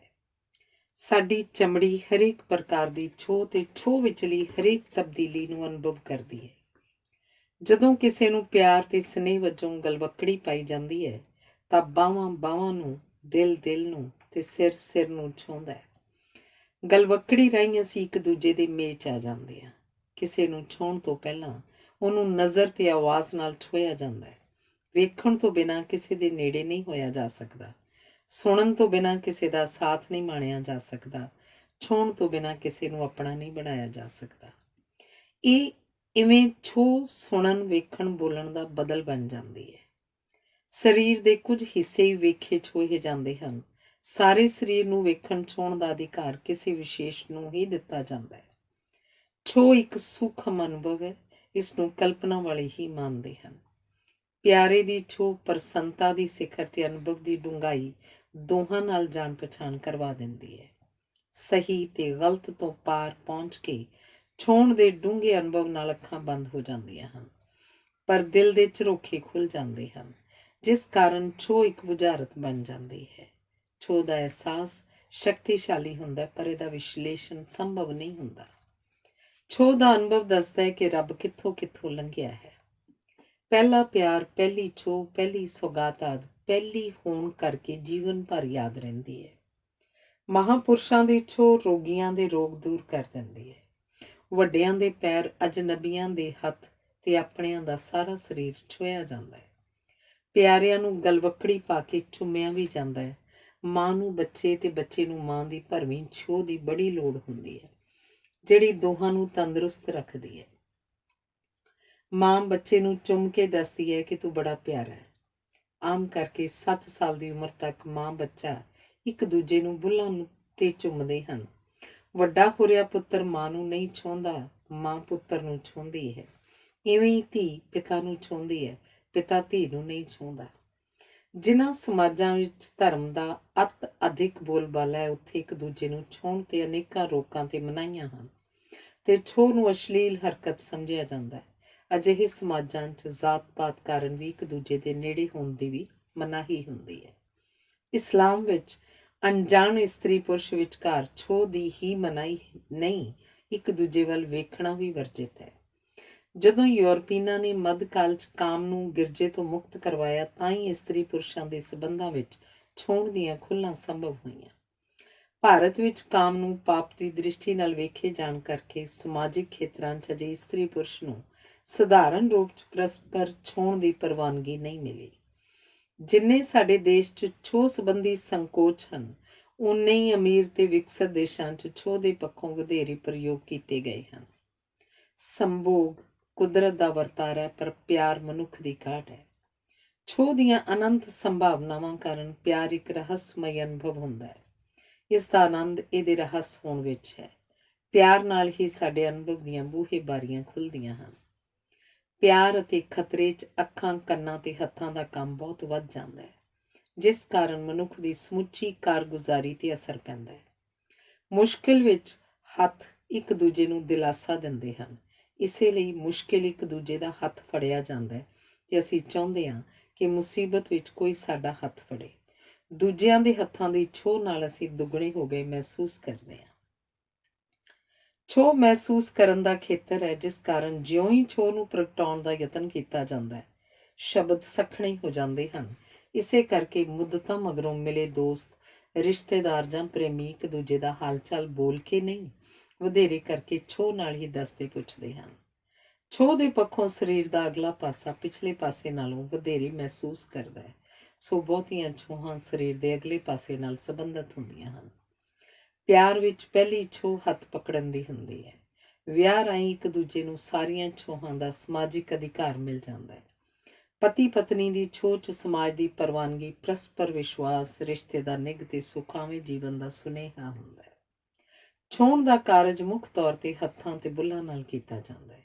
ਕਿਸੇ ਨੂੰ ਕਦੋਂ, ਕਿਵੇਂ, ਕਿੱਥੋਂ ਤੱਕ ਛੋਹਣਾ ਹੈ, ਇਹ ਸਾਡੇ ਰਿਸ਼ਤੇ ਦੀ ਕਿਸਮ ਤੇ ਪੱਧਰ ਤੇ ਨਿਰਭਰ ਕਰਦਾ ਹੈ। ਪਵਿੱਤਰ ਪਿਆਰ, ਸਤਿਕਾਰ ਤੇ ਪ੍ਰਸ਼ੰਸਾ ਦੇ ਪ੍ਰਗਟਾਵੇ ਵਜੋਂ ਬੁੱਲ੍ਹਾਂ ਨਾਲ ਮੱਥਾ ਛੋਹਿਆ ਜਾਂਦਾ ਹੈ। ਸ਼ਾਬਾਸ਼ ਦੀ ਭਾਵਨਾ ਨਾਲ ਬੱਚੇ ਨੂੰ ਗੱਲ੍ਹਾਂ ਤੋਂ ਚੁੰਮਿਆ ਜਾਂਦਾ ਹੈ। ਵਫ਼ਾਦਾਰੀ ਤੇ ਅਧੀਨਗੀ ਪ੍ਰਗਟਾਉਣ ਲਈ ਜੇਤੂ ਜਾਂ ਬਾਦਸ਼ਾਹ ਦਾ ਹੱਥ ਚੁੰਮਿਆ ਜਾਂਦਾ ਹੈ। ਜੇ ਦੂਜੇ ਤੇ ਆਪਣੇ ਵਿਚਕਾਰ ਫਾਸਲਾ ਹੋਵੇ ਤਾਂ ਆਪਣੇ ਹੱਥ ਨੂੰ ਚੁੰਮ ਕੇ ਉਸ ਵੱਲ ਹਿਲਾਇਆ ਜਾਂਦਾ ਹੈ। ਪੜ੍ਹੇ ਲਿਖੇ ਇਸਤਰੀ ਪੁਰਸ਼ ਛੋਹਣ ਦੇ ਪੱਖੋਂ ਉਦਾਰ ਹੁੰਦੇ ਹਨ। ਪ੍ਰੇਮੀ ਇੱਕ ਦੂਜੇ ਨੂੰ ਹੱਥਾਂ ਤੇ ਬੁੱਲਾਂ ਦੋਹਾਂ ਢੰਗਾਂ ਨਾਲ ਛੂਹਦੇ ਹਨ। ਕਿਸੇ ਨੂੰ ਗੰਭੀਰ ਹੋ ਕੇ ਛੋਹਿਆ ਜਾਂਦਾ ਹੈ, ਜਿਸ ਕਾਰਨ ਛੋਹਣ ਦੇ ਅਮਲ ਵਿੱਚ ਨਾ ਕੋਈ ਵਿਘਨ ਪਾਇਆ ਜਾਂਦਾ ਹੈ ਤੇ ਨਾ ਹੀ ਪਾਉਣਾ ਪਸੰਦ ਕੀਤਾ ਜਾਂਦਾ ਹੈ। ਪਛੜੇ ਸਮਾਜਾਂ ਵਿੱਚ ਹਰ ਛੋਹ ਨੂੰ ਕਾਮ ਨਾਲ ਜੋੜਿਆ ਜਾਂਦਾ ਹੈ, ਪਰ ਪੜ੍ਹੇ ਲਿਖੇ ਸਮਾਜਾਂ ਵਿੱਚ ਬੁੱਲਾਂ ਨਾਲ ਬੁੱਲਾਂ ਦਾ ਛੋਹਣਾ ਹੀ ਕਾਮ ਪ੍ਰਗਟਾਵਾ ਮੰਨਿਆ ਜਾਂਦਾ ਹੈ। ਕਿਸੇ ਨੂੰ ਵੀ ਆਪਣੀ ਜ਼ਿੰਦਗੀ ਦਾ ਪਹਿਲਾ ਚੁੰਮਣ ਨਹੀਂ ਭੁੱਲਦਾ। ਜੇ ਚੁੰਮਣ ਸੰਖੇਪ ਤੇ ਇੱਕ ਪਾਸੜ ਹੋਵੇ ਤਾਂ ਇਹ ਚੁੰਮੀ ਅਖਵਾਉਂਦਾ ਹੈ, ਤੇ ਜੇ ਭਰਪੂਰ ਤੇ ਦੁਵੱਲਾ ਹੋਵੇ ਤਾਂ ਇਹ ਚੁੰਮਣ ਅਖਵਾਉਂਦਾ ਹੈ। ਚੁੰਮਣ ਦੇ ਅਨੁਭਵ ਨੂੰ ਮਾਨਣਾ ਹਰ ਕੋਈ ਚਾਹੁੰਦਾ ਹੈ, ਪਰ ਇਸ ਨਿਵੇਕਲੇ ਅਨੁਭਵ ਦੀ ਸ਼ਿੱਦਤ ਨੂੰ ਬਰਦਾਸ਼ਤ ਕਰਨ ਦੀ ਹਰ ਕਿਸੇ ਵਿੱਚ ਦਲੇਰੀ ਤੇ ਸਮਰੱਥਾ ਨਹੀਂ ਹੁੰਦੀ। ਫਿਲਮਾਂ ਵਿੱਚ ਅਕਸਰ ਚੁੰਮਣ ਦੀ ਪਹਿਲ ਪੁਰਸ਼ ਕਰਦਾ ਹੈ, ਪਰ ਦਲੇਰ ਇਸਤਰੀ ਚੁੰਮਣ ਦਾ ਜਵਾਬ ਚੁੰਮਣ ਨਾਲ ਦਿੰਦੀ ਹੈ। ਜੇ ਇਸਤਰੀ ਪੁਰਸ਼ ਨੂੰ ਚੁੰਮੇ ਤਾਂ ਪੁਰਸ਼ ਇਤਰਾਜ਼ ਨਹੀਂ ਕਰਦਾ, ਪਰ ਹਰ ਇਸਤਰੀ ਦਾ ਅਚਾਨਕ ਚੁੰਮੇ ਜਾਣ ਤੇ ਪ੍ਰਤੀਕਰਮ ਵੱਖਰਾ ਹੁੰਦਾ ਹੈ। ਜਿਵੇਂ ਕੋਈ ਸ਼ਰਮ ਨਾਲ ਲਾਲ ਹੋ ਜਾਏਗੀ, ਕੋਈ ਗਾਲ ਕੱਢੇਗੀ, ਕੋਈ ਥੱਪੜ ਵੀ ਮਾਰੇਗੀ, ਕੋਈ ਦੌੜ ਜਾਏਗੀ ਤੇ ਸਭ ਤੋਂ ਦਲੇਰ ਹੱਸਣ ਲੱਗ ਪਏਗੀ। ਇਹ ਸਵਾਗਤ ਕਰਨ ਦਾ ਸੰਕੇਤ ਦਿੰਦਾ ਹੈ। ਇਹ ਰੋਸੇ ਜਾਂ ਲੜਾਈ ਮੁਕਾਉਣ ਦਾ ਐਲਾਨ ਵੀ ਹੁੰਦਾ ਹੈ। ਇਹ ਨਿੱਘੇ ਸਾਥ ਦਾ ਬੁਲਾਵਾ ਵੀ ਹੁੰਦਾ ਹੈ ਤੇ ਵਿਦਾਇਗੀ ਦਾ ਪ੍ਰਗਟਾਵਾ ਵੀ ਹੁੰਦਾ ਹੈ। ਚੁੰਮਣ ਕੋਈ ਹੋਵੇ, ਉਸ 'ਚ ਸਤਿਕਾਰ ਦੀ ਭਾਵਨਾ ਜ਼ਰੂਰ ਹੁੰਦੀ ਹੈ ਤੇ ਅਕਸਰ ਇਹ ਸਤਿਕਾਰ ਪੁਰਸ਼ ਵੱਲੋਂ ਇਸਤਰੀ ਲਈ ਪ੍ਰਗਟਾਇਆ ਜਾਂਦਾ ਹੈ। ਬੁੱਲਾਂ ਨਾਲ ਬੁੱਲਾਂ ਨੂੰ ਛੋਹਣ ਦੀ ਰੀਤ ਪੜ੍ਹੇ ਲਿਖੇ ਸਮਾਜਾਂ ਵਿੱਚ ਹੀ ਹੈ, ਜਿੱਥੇ ਇਸਤਰੀ ਜੀਵਨ ਦੇ ਹਰ ਖੇਤਰ 'ਚ ਬਰਾਬਰੀ ਦੇ ਆਧਾਰ ਤੇ ਵਿਚਰਦੀ ਹੈ। ਭਾਰਤ ਵਿੱਚ ਇਸਤਰੀ ਪੁਰਸ਼ ਦਾ ਆਪਸ ਵਿੱਚ ਚੁੰਮਣਾ ਪ੍ਰਵਾਨਿਤ ਸਮਾਜਿਕ ਵਰਤਾਰਾ ਨਹੀਂ, ਇਸ ਲਈ ਇਹ ਲੁਕ ਛੁਪ ਕੇ ਕੀਤਾ ਜਾਂਦਾ ਹੈ। ਇਸ ਦਾ ਲੁਕ ਛਿਪ ਕੇ ਕੀਤਾ ਜਾਣਾ ਦੱਸਦਾ ਹੈ ਕਿ ਸਮਾਜਿਕ ਪੱਖੋਂ ਪ੍ਰਵਾਨਿਤ ਵਰਤਾਰਾ ਨਹੀਂ ਹੈ। ਹਰ ਕਿਸੇ ਦੀਆਂ ਯਾਦਾਂ 'ਚ ਇੱਕ ਆਦਰਸ਼ ਚੁੰਮਣ ਦੀ ਯਾਦ ਹੁੰਦੀ ਹੈ, ਬਾਕੀ ਸਾਰੇ ਚੁੰਮਣੇ ਦੀ ਨਕਲ ਹੀ ਹੁੰਦੇ ਹਨ। ਪਹਿਲਾ ਚੁੰਮਣ ਪ੍ਰਵਾਨਗੀ ਦਾ ਸਬੂਤ ਹੁੰਦਾ ਹੈ, ਦੂਜਾ ਨੇੜਤਾ ਦਾ ਤੇ ਤੀਜਾ ਵਫਾਦਾਰੀ ਦੀ ਗਵਾਹੀ ਹੁੰਦਾ ਹੈ। ਮਨੁੱਖ ਨੂੰ ਜਿਹੜਾ ਅਨੁਭਵ ਚੰਗਾ ਲੱਗੇ, ਉਸ ਵਿੱਚ ਉਸ ਅਨੁਭਵ ਨੂੰ ਦੁਹਰਾਉਣ ਦੀ ਪ੍ਰਵਿਰਤੀ ਹੁੰਦੀ ਹੈ। ਇਸੇ ਕਾਰਨ ਕੋਈ ਇੱਕ ਹੀ ਚੁੰਮਣ ਨਾਲ ਸੰਤੁਸ਼ਟ ਨਹੀਂ ਹੁੰਦਾ। ਜਿਨ੍ਹਾਂ ਨੂੰ ਜੀਵਨ ਵਿੱਚ ਭਰਪੂਰ ਤੇ ਤਨ ਮਨ ਸੰਤੁਸ਼ਟ ਕਰਨ ਵਾਲੀਆਂ ਡੂੰਘੀਆਂ ਤੇ ਵਿਸ਼ਾਲ ਛੋਹਾਂ ਨਸੀਬ ਨਹੀਂ ਹੁੰਦੀਆਂ, ਉਹਨਾਂ ਨੂੰ ਭੁੱਖ ਨਹੀਂ ਲੱਗਦੀ, ਨੀਂਦਰ ਨਹੀਂ ਆਉਂਦੀ, ਸਿਹਤ ਨਹੀਂ ਰਹਿੰਦੀ, ਮਨ ਨਹੀਂ ਟਿਕਦਾ, ਅਕਲ ਟਿਕਾਣੇ ਨਹੀਂ ਰਹਿੰਦੀ ਤੇ ਕਈ ਵਾਰ ਜ਼ਿੰਦਗੀ ਵੀ ਨਹੀਂ ਰਹਿੰਦੀ। ਕਈ ਵਾਰ ਕਿਸੇ ਦੀ ਇੱਕ ਛੋਹ ਲਈ ਮਨੁੱਖ ਸਾਰਾ ਜੀਵਨ ਭਟਕਦਾ ਹੈ। ਪਿਆਰ ਭਰੀ ਛੋਹ ਆਪਣਾ ਹੱਕ ਜਤਲਾਉਣ ਤੇ ਆਪਣਾ ਆਪ ਦੂਜੇ ਦੇ ਹਵਾਲੇ ਕਰਨ ਦਾ ਅਮਲ ਹੁੰਦਾ ਹੈ। ਚੁੰਮਣ ਵਿੱਚ ਬੁਲਾਵਾ ਹੁੰਦਾ ਹੈ, ਜ਼ਰੂਰ ਆਉਣ ਦੀ ਮਜਬੂਰੀ ਨਹੀਂ ਹੁੰਦੀ, ਪਰ ਕਿੰਨੀ ਵੀ ਦੂਰੋਂ ਆਉਣਾ ਪਈ ਹਰ ਕੋਈ ਆਉਂਦਾ ਹੈ। ਭਰਵੀਂ ਛੋਹ ਨਾਲ ਇਕੱਲਤਾ ਮੁੱਕ ਜਾਂਦੀ ਹੈ ਤੇ ਆਨੰਦਮਈ ਪਰਸਪਰ ਨਿਰਭਰਤਾ ਆਰੰਭ ਹੋ ਜਾਂਦੀ ਹੈ। ਅਜਿਹੀ ਛੋਹ ਦੀ ਆਗਿਆ ਉਪਰੰਤ ਕਿਸੇ ਹੋਰ ਆਗਿਆ ਦੀ ਨਾਂਹ ਨਹੀਂ ਹੁੰਦੀ। ਇਸਤਰੀ ਚਾਹੁੰਦੀ ਹੈ ਕਿ ਉਹਦਾ ਪਿਆਰਾ ਉਹਨੂੰ ਛੋਹੇ ਤੇ ਉਹਨੂੰ ਮਲਬੇ ਤੋਂ ਮਹਿਲ ਬਣਾ ਦੇ, ਪਰ ਉਹ ਕਹਿੰਦੀ ਨਹੀਂ, ਸੰਕੇਤਾਂ ਨਾਲ ਉਕਸਾਉਂਦੀ ਤੇ ਭਰਮਾਉਂਦੀ ਹੈ। ਛੋਹ ਦੇ ਸੰਕੇਤਾਂ ਨਾਲ ਇਸਤਰੀ ਅਣਮੰਨੇ ਪੁਰਸ਼ ਨੂੰ ਮਰਦ ਬਣਾ ਦਿੰਦੀ ਹੈ ਤੇ ਉਹਨੂੰ ਪਿਆਰ ਦੀ ਛਾਲ ਮਾਰਨ ਲਈ ਹਿੰਮਤ ਦਿੰਦੀ ਹੈ। ਪ੍ਰੇਮੀ ਇੱਕ ਦੂਜੇ ਦਾ ਹਾਲ ਚਾਲ ਪੁੱਛਦੇ ਨਹੀਂ, ਆਪਣਾ ਆਪਣਾ ਹਾਲ ਚਾਲ ਦੱਸਦੇ ਹੀ ਹਨ ਤੇ ਇਹੀ ਦੱਸਦੇ ਹਨ ਕਿ ਤੇਰੇ ਬਿਨਾਂ ਮੇਰਾ ਹਾਲ ਚੰਗਾ ਕਿਵੇਂ ਹੋ ਸਕਦਾ ਹੈ। ਦੋਵੇਂ ਵੱਖਰੇ ਕਾਰਨਾਂ ਕਰਕੇ ਦੁਖੀ ਹੁੰਦੇ ਹਨ। ਦੁੱਖ ਵਿੱਚ ਛੋਹਣਾ ਬੜਾ ਜ਼ਰੂਰੀ ਹੁੰਦਾ ਹੈ। ਛੋਹਣ ਲਈ ਦੋਹਾਂ ਦੀਆਂ ਬਾਹਾਂ ਬੇਚੈਨ ਹੋ ਜਾਂਦੀਆਂ ਹਨ। ਬਾਹਾਂ ਦਿਲ ਦੇ ਨੇੜੇ ਹੁੰਦੀਆਂ ਹਨ। ਇਹਨਾਂ ਨਾਲ ਇੱਕ ਦੂਜੇ ਨੂੰ ਆਪਣੇ ਦਿਲ ਦੇ ਨੇੜੇ ਲਿਆਂਦਾ ਜਾਂਦਾ ਹੈ ਤੇ ਦੋਵੇਂ ਨੇੜੇ ਹੋਣ, ਕੋਲ ਹੋਣ ਤੇ ਇੱਕ ਹੋਣ ਦੇ ਅਨੁਭਵ ਨੂੰ ਮਾਣਦੇ ਹਨ। ਅੱਖਾਂ ਦਿਮਾਗ ਦਾ ਨੰਗਾ ਭਾਗ ਹੁੰਦੀਆਂ ਹਨ। ਪਿਆਰੇ ਨੂੰ ਅੱਖਾਂ ਨਾਲ ਨਿਹਾਰਨ ਅਰਥਾਤ ਛੋਹਣ ਨਾਲ ਦਿਮਾਗ ਦੀ ਸ਼ਕਤੀ ਤੇ ਅੱਖਾਂ ਦੀ ਚਮਕ ਤੇ ਸਰੀਰ ਦੀ ਤਾਕਤ ਵੱਧ ਜਾਂਦੀ ਹੈ। ਹੱਥ ਦਿਮਾਗ ਦੇ ਸੇਵਕ ਹੁੰਦੇ ਹਨ। ਛੋਹਣ ਨਾਲ ਹੱਥਾਂ 'ਚ ਹਿੰਮਤ ਜਾਗ ਪੈਂਦੀ ਹੈ ਤੇ ਹੱਥ ਸਰੀਰ ਦੀ ਪਰਿਕਰਮਾ ਕਰਦੇ ਹਨ।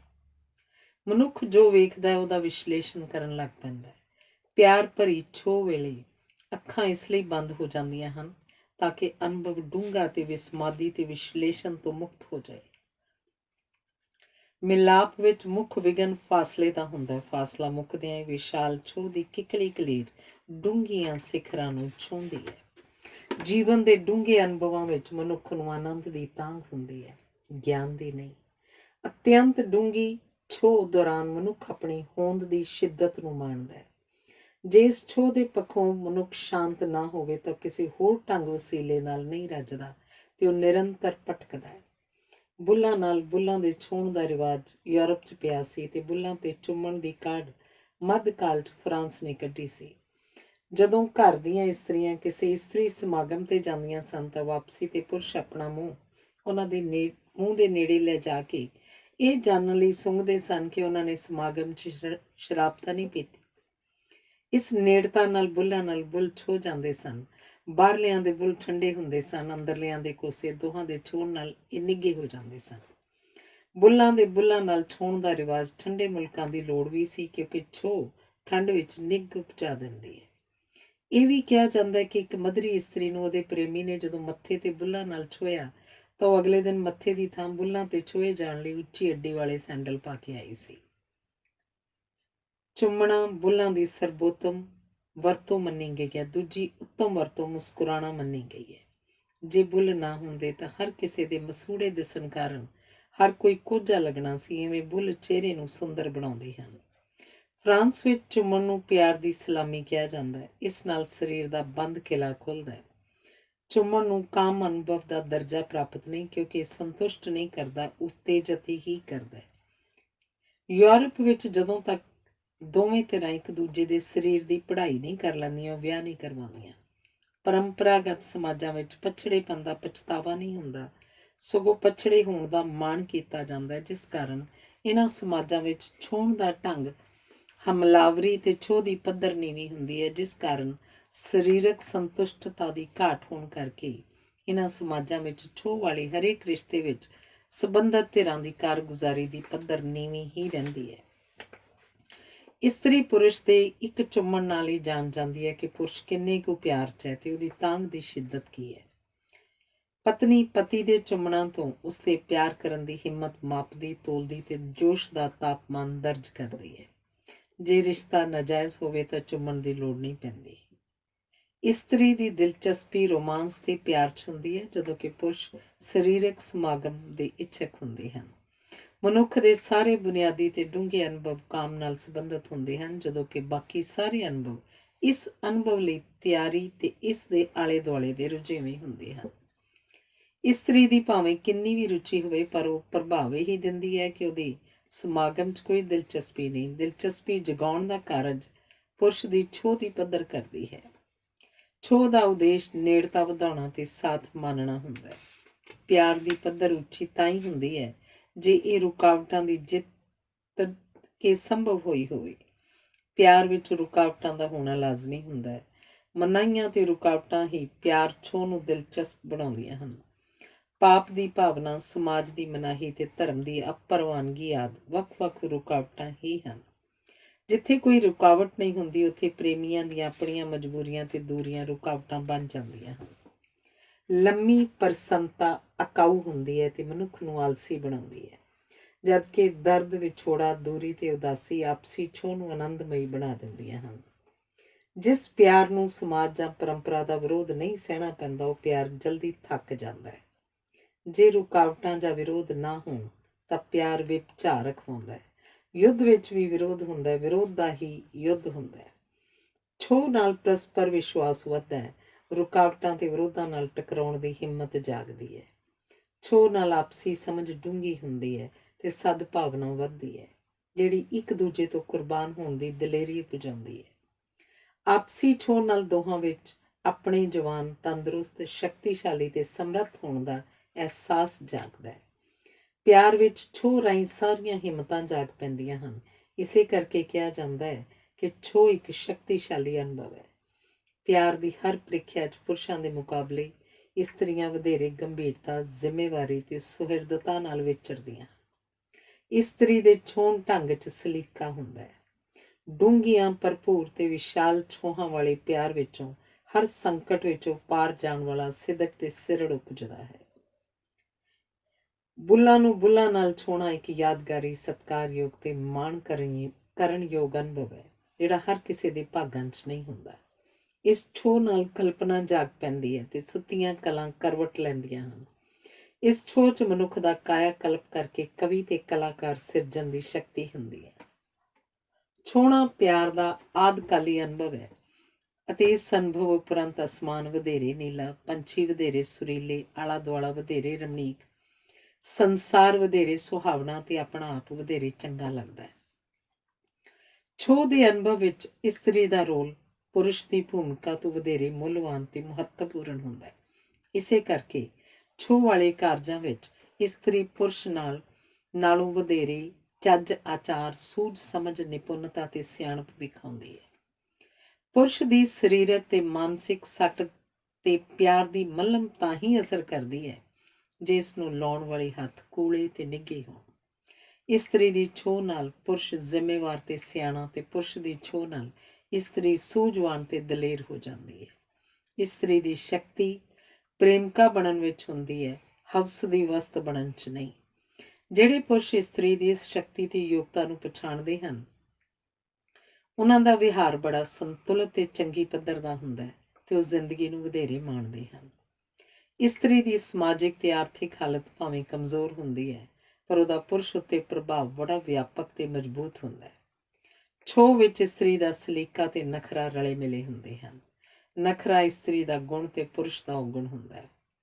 ਕਈ ਵਾਰ ਪੁਰਸ਼ ਪ੍ਰਸ਼ੰਸਾ ਵਜੋਂ ਇਸਤਰੀ ਦਾ ਹੱਥ ਚੁੰਮਣਾ ਚਾਹੁੰਦਾ, ਪਰ ਉਹ ਨਖਰੇ ਨਾਲ ਉਹਨੂੰ ਆਪਣੇ ਨੇੜੇ ਕਰਕੇ ਆਪਣੇ ਬੁੱਲ ਪਰੋਸ ਦਿੰਦੀ ਹੈ ਤੇ ਇਵੇਂ ਉਹ ਪੁਰਸ਼ ਨੂੰ 8ਵੇਂ ਅਸਮਾਨ ਤੇ ਪਹੁੰਚਾ ਦਿੰਦੀ ਹੈ। ਇਸਤਰੀ ਛੋਹੇ ਜਾਣ ਨਾਲ ਸ਼ਰਮਾਉਂਦੀ ਹੈ, ਪਰ ਆਪਣੇ ਸ਼ਰਮਾਉਣ ਨਾਲ ਉਹ ਪੁਰਸ਼ ਨੂੰ ਸੁਪਨੇ ਵੇਖਣ ਦੀ ਸਮੱਗਰੀ ਦੇ ਜਾਂਦੀ ਹੈ। ਬੁੱਲਾਂ ਦੀ ਛੋਹ ਵਿੱਚ ਡੂੰਘੇ ਅਨੁਭਵ ਵਾਲੇ ਸਮਾਗਮ ਦਾ ਸੁਨੇਹਾ ਵੀ ਹੁੰਦਾ ਹੈ। ਇਸ ਅਤਿਅੰਤ ਡੂੰਘੀ ਛੋਹ ਵਾਲੇ ਅਨੁਭਵ ਮਗਰੋਂ ਕਿਸੇ ਹੋਰ ਅਨੁਭਵ ਦਾ ਮਹੱਤਵ ਨਹੀਂ ਰਹਿੰਦਾ। ਇੱਕ ਦੂਜੇ ਦੀ ਜਾਦੂਈ ਤੇ ਕਰਾਮਾਤੀ ਛੋਹ ਨਾਲ ਇਸਤਰੀ ਪੁਰਸ਼ ਦੋਹਾਂ ਦਾ ਕਾਇਆ ਕਲਪ ਹੋ ਜਾਂਦਾ ਹੈ। ਛੋਹ ਵਿੱਚ ਬਹਾਦਰੀ ਤੇ ਖੁਸ਼ਹਾਲੀ ਦਾ ਗੁਣ ਹੁੰਦਾ ਹੈ। ਇਸ ਨੂੰ ਬਹਾਦਰ ਅਤੇ ਖੁਸ਼ਹਾਲ ਹੀ ਸੰਭਵ ਬਣਾਉਂਦੇ ਤੇ ਮਾਣਦੇ ਹਨ। ਬਹਾਦਰੀ ਹਰ ਗੁਣ ਤੇ ਹਰ ਪਿਆਰ ਦਾ ਇੱਕ ਲਾਜ਼ਮੀ ਭਾਗ ਹੁੰਦੀ ਹੈ। ਛੋਹ ਦਾ ਅਨੁਭਵ ਕੋਈ ਹੋਵੇ, ਇਹ ਮਹੱਤਵਪੂਰਨ ਤੇ ਮਾਣਨਯੋਗ ਸ਼ਿੱਦਤ, ਜ਼ਿੰਮੇਵਾਰੀ ਤੇ ਬਹਾਦਰੀ ਨਾਲ ਹੀ ਬਣਦਾ ਹੈ। ਧੰਨਵਾਦ। ਡਾਕਟਰ ਨਰਿੰਦਰ ਸਿੰਘ ਕਪੂਰ ਦੀ ਪੁਸਤਕ ਦਰ ਦਰਵਾਜ਼ੇ ਦਾ ਅਖੀਰਲਾ ਲੇਖ ਹੈ ਸਾਂਝਾਂ ਅਤੇ ਵਖਰੇਵੇਂ। ਸਾਂਝਾਂ ਕਾਰਨ ਰਿਸ਼ਤਾ ਮਾਣਨਯੋਗ ਬਣ ਜਾਂਦਾ ਹੈ, ਵਖਰੇਵਿਆਂ ਨਾਲ ਇਹ ਦਿਲਚਸਪ ਵੀ ਹੋ ਜਾਂਦਾ ਹੈ। ਵੱਖ-ਵੱਖ ਲੋਕਾਂ ਨਾਲ ਸਾਂਝ ਪਾਉਣ ਦੀ ਇੱਛਾ ਜਿਉਣ ਦੀ ਤਾਂਘ ਨੂੰ ਮਜ਼ਬੂਤ ਕਰਦੀ ਹੈ ਤੇ ਜੀਵਨ ਦ੍ਰਿਸ਼ਟੀਕੋਣ ਵਿੱਚ ਲਚਕ ਲਿਆਉਂਦੀ ਹੈ। ਹਿੱਤਾਂ ਦੇ ਪੱਖੋਂ ਮਨੁੱਖ ਦਾ ਵਿਰੋਧੀ ਹੈ, ਪਰ ਅਨੁਭਵ ਨੇ ਉਸ ਨੂੰ ਸਿਖਾਇਆ ਕਿ ਵਿਰੋਧ ਅਤੇ ਦੁਸ਼ਮਣੀ ਨਾਲੋਂ ਸਾਂਝ ਤੇ ਦੋਸਤੀ ਵਧੇਰੇ ਲਾਹੇਵੰਦ ਦੇ ਰਿਸ਼ਤੇ ਹਨ। ਇਵੇਂ ਲੋੜਾਂ ਦੀ ਸਾਂਝ ਵਿੱਚੋਂ ਇਹਨਾਂ ਦੀ ਪੂਰਤੀ ਲਈ ਵੱਖ-ਵੱਖ ਉਪਰਾਲੇ ਉਪਜੇ ਹਨ ਤੇ ਲੜਾਈ ਵਾਲੇ ਟਕਰਾਓ ਦੀ ਥਾਂ ਖੇਡ ਵਾਲੇ ਮੁਕਾਬਲੇ ਦੀ ਬਿਰਤੀ ਬਲਵਾਨ ਹੋਈ ਹੈ, ਜਿਸ ਕਾਰਨ ਸੰਸਾਰ ਵਿੱਚ ਸਮਾਜਿਕ ਤੇ ਆਰਥਿਕ ਵਿਕਾਸ ਵਾਪਰਿਆ ਹੈ। ਲਗਭਗ ਹਰ ਪ੍ਰਕਾਰ ਦੇ ਵਿਕਾਸ ਲਈ ਵਖਰੇਵੇਂ ਬੜੇ ਮਹੱਤਵਪੂਰਨ ਹੁੰਦੇ ਹਨ। ਇਕਸਾਰਤਾ ਵਿੱਚੋਂ ਕਿਸੇ ਪ੍ਰਕਾਰ ਦਾ ਕੋਈ ਵਿਕਾਸ ਨਹੀਂ ਵਾਪਰਦਾ। ਇਸ ਨਾਲ ਕੇਵਲ ਸੁਸਤੀ, ਆਲਸ ਤੇ ਨਕਲ ਦੀ ਹੀ ਬਿਰਤੀ ਵੱਧਦੀ ਹੈ। ਸ਼ਾਂਤੀ ਦੌਰਾਨ ਮਨੁੱਖ ਨੂੰ ਵਖਰੇਵੇਂ ਪ੍ਰਭਾਵਿਤ ਕਰਦੇ ਹਨ, ਪਰ ਜਦੋਂ ਸੰਕਟ ਉਪਜਦੇ ਹਨ ਤਾਂ ਵਖਰੇਵੇਂ ਨਹੀਂ, ਸਾਂਝਾਂ ਕੰਮ ਆਉਂਦੀਆਂ ਹਨ।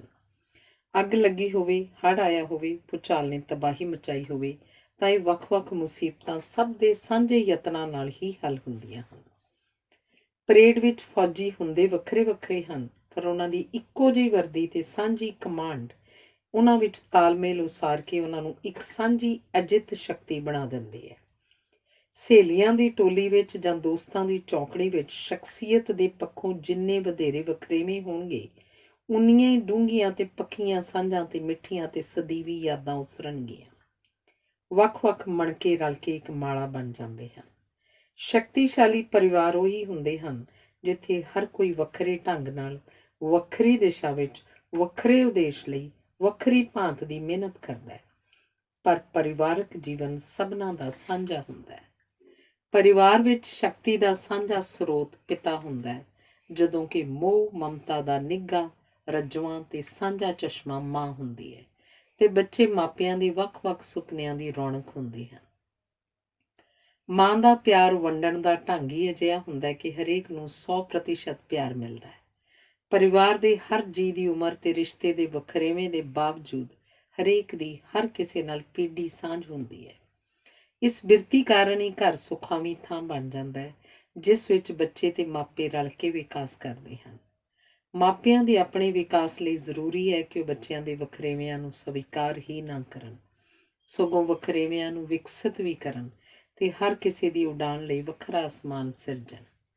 ਬਾਗ ਤੇ ਗੁਲਦਸਤੇ ਵਿੱਚ ਜਿੰਨੇ ਵੱਖਰੇ ਵੱਖਰੇ ਰੰਗਾਂ ਤੇ ਸੁਗੰਧੀਆਂ ਵਾਲੇ ਫੁੱਲ ਹੁੰਦੇ ਹਨ, ਉਹਨਾਂ ਦਾ ਸਮੁੱਚਾ ਪ੍ਰਭਾਵ ਓਨਾ ਹੀ ਵਧੇਰੇ ਦਿਲਕਸ਼, ਦਿਲਚਸਪ ਤੇ ਭਰਪੂਰ ਤਸੱਲੀ ਵਾਲਾ ਹੁੰਦਾ ਹੈ। ਜਿਵੇਂ ਹਰ ਕੋਈ ਆਪਣਾ ਆਪਣਾ ਮਕਾਨ ਉਸਾਰਦਾ ਹੈ ਤੇ ਸ਼ਹਿਰ ਵਸ ਜਾਂਦਾ ਹੈ, ਉਵੇਂ ਹੀ ਹਰੇਕ ਵੱਖਰੇ ਵੱਖਰੇ ਢੰਗ ਨਾਲ ਵਿਕਾਸ ਕਰਦਾ ਹੈ ਤੇ ਸਮਾਜ ਖੁਸ਼ਹਾਲ ਹੋ ਜਾਂਦਾ ਹੈ। ਇਵੇਂ ਵਿਕਾਸ ਲਈ ਵਖਰੇਵਿਆਂ ਤੇ ਸਾਂਝਾਂ ਦੋਹਾਂ ਦਾ ਹੋਣਾ ਜ਼ਰੂਰੀ ਹੁੰਦਾ ਹੈ। ਸੰਸਾਰ ਦਾ ਨਿਰਮਾਣ ਹੀ ਇਸ ਢੰਗ ਨਾਲ ਹੋਇਆ ਹੈ ਕਿ ਇਸ ਵਿੱਚ ਵਖਰੇਵਿਆਂ ਦਾ ਵੀ ਕੋਈ ਅੰਤ ਨਹੀਂ ਤੇ ਸਾਂਝਾਂ ਦੀ ਵੀ ਕੋਈ ਘਾਟ ਨਹੀਂ। ਜੀਵਨ ਵਿੱਚ ਜੇ ਵਖਰੇਵੇਂ ਲੱਭੋਗੇ ਤਾਂ ਸਾਂਝਾਂ ਵਿੱਚੋਂ ਵੀ ਵਖਰੇਵੇਂ ਦਿਸਣਗੇ, ਜੇ ਸਾਂਝਾਂ ਲੱਭੋਗੇ ਤਾਂ ਵਖਰੇਵਿਆਂ ਵਿੱਚੋਂ ਵੀ ਸਾਂਝਾਂ ਦਿਸਣਗੀਆਂ। ਜੀਵਨ ਵਿੱਚ ਸੁਖਾਵੇਂ ਸੰਤੁਲਨ ਲਈ ਵਖਰੇਵਿਆਂ ਤੇ ਸਾਂਝਾਂ ਦੋਹਾਂ ਦਾ ਹੋਣਾ ਲਾਜ਼ਮੀ ਹੈ।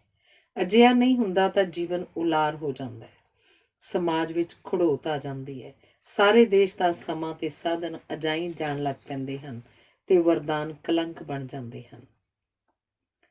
ਭਾਰਤ ਦੀਆਂ ਅਨੇਕਾਂ ਪ੍ਰਾਪਤੀਆਂ ਮਾਣ ਕਰਨ ਯੋਗ ਹਨ, ਪਰ ਜ਼ਾਤ-ਪਾਤ ਦੀ ਪ੍ਰਣਾਲੀ ਵਖਰੇਵਿਆਂ ਨਾਲ ਭਰਪੂਰ ਤੇ ਸਾਂਝਾਂ ਦੀ ਅਣਹੋਂਦ ਕਾਰਨ ਭਾਰਤ ਦੇ ਮੱਥੇ ਤੇ ਲੱਗਿਆ ਸਦੀਵੀ ਕਲੰਕ ਹੈ, ਜਿਸ ਕਾਰਨ ਵਿਕਾਸ ਦੇ ਵਗਦੇ ਦਰਿਆ 'ਚ ਭਾਰਤ ਰੁਕਿਆ ਹੋਇਆ ਪ੍ਰਤੀਤ ਹੁੰਦਾ ਹੈ।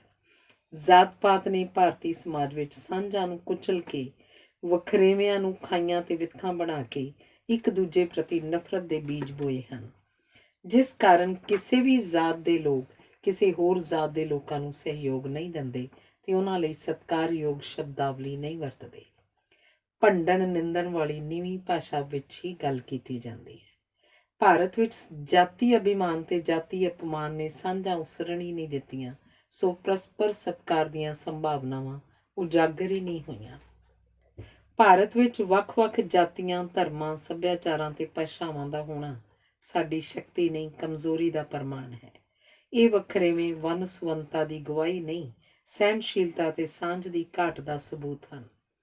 ਇਹ ਵਖਰੇਵੇਂ ਸਾਡੇ ਨਾ ਕਿਸੇ ਵਿੱਚ ਰਲਣ ਤੇ ਨਾ ਕਿਸੇ ਨੂੰ ਆਪਣੇ ਵਿੱਚ ਰਲਾਉਣ ਦਾ ਪ੍ਰਮਾਣ ਹਨ। ਇਹਨਾਂ ਵਿੱਥਾਂ ਕਾਰਨ ਹੀ ਭਾਰਤ ਵਿੱਚ ਹਿੰਦੂ ਧਰਮ ਤੇ ਇਸਲਾਮ ਨੇ ਇੱਕ ਦੂਜੇ ਤੋਂ ਕੁਝ ਨਹੀਂ ਸਿੱਖਿਆ ਤੇ ਇੱਕ ਦੂਜੇ ਦਾ ਕੁਝ ਨਹੀਂ ਅਪਣਾਇਆ। ਵੱਖਰੇ ਵਿਚਰਨ ਦੀ ਪ੍ਰਵਿਰਤੀ ਕਾਰਨ ਹੀ ਭਾਵੇਂ ਅੰਗਰੇਜ਼ਾਂ ਨੇ ਭਾਰਤ ਤੇ 2 ਸਦੀਆਂ ਰਾਜ ਕੀਤਾ, ਪਰ ਉਹਨਾਂ ਨੇ ਭਾਰਤ ਨੂੰ ਤੇ ਭਾਰਤ ਨੇ ਉਹਨਾਂ ਨੂੰ ਨਹੀਂ ਅਪਣਾਇਆ, ਜਿਸ ਕਾਰਨ ਅੰਗਰੇਜ਼ ਭਾਰਤ ਦੇ ਹਾਕਮ ਤਾਂ ਬਣੇ ਪਰ ਉਹ ਭਾਰਤ ਦੇ ਆਗੂ ਨਾ ਬਣ ਸਕੇ। ਜ਼ਾਤ-ਪਾਤ ਕਾਰਨ ਹੀ ਭਾਰਤ ਵਿਗਿਆਨਕ ਨਹੀਂ ਬਣ ਸਕਿਆ, ਕਿਉਂਕਿ ਇੱਥੇ ਗਿਆਨ ਬ੍ਰਾਹਮਣ ਕੋਲ ਸੀ, ਪਰ ਹੱਥੀਂ ਕਾਰਜ ਰਾਹੀਂ ਪ੍ਰਯੋਗ ਕਰਨ ਦੇ ਕੰਮ ਲਈ ਬ੍ਰਾਹਮਣ ਤਿਆਰ ਨਹੀਂ ਸੀ। ਹੱਥੀਂ ਕੰਮ ਕਰਨ ਦੀ ਜ਼ਿੰਮੇਵਾਰੀ ਸ਼ੂਦਰ ਦੀ ਸੀ, ਪਰ ਸ਼ੂਦਰ ਕੋਲ ਗਿਆਨ ਨਹੀਂ ਸੀ, ਕਿਉਂਕਿ ਬ੍ਰਾਹਮਣ ਨੇ ਸ਼ੂਦਰ ਨੂੰ ਗਿਆਨ ਪ੍ਰਾਪਤ ਕਰਨ ਦੀ ਮਨਾਹੀ ਕੀਤੀ ਹੋਈ ਸੀ।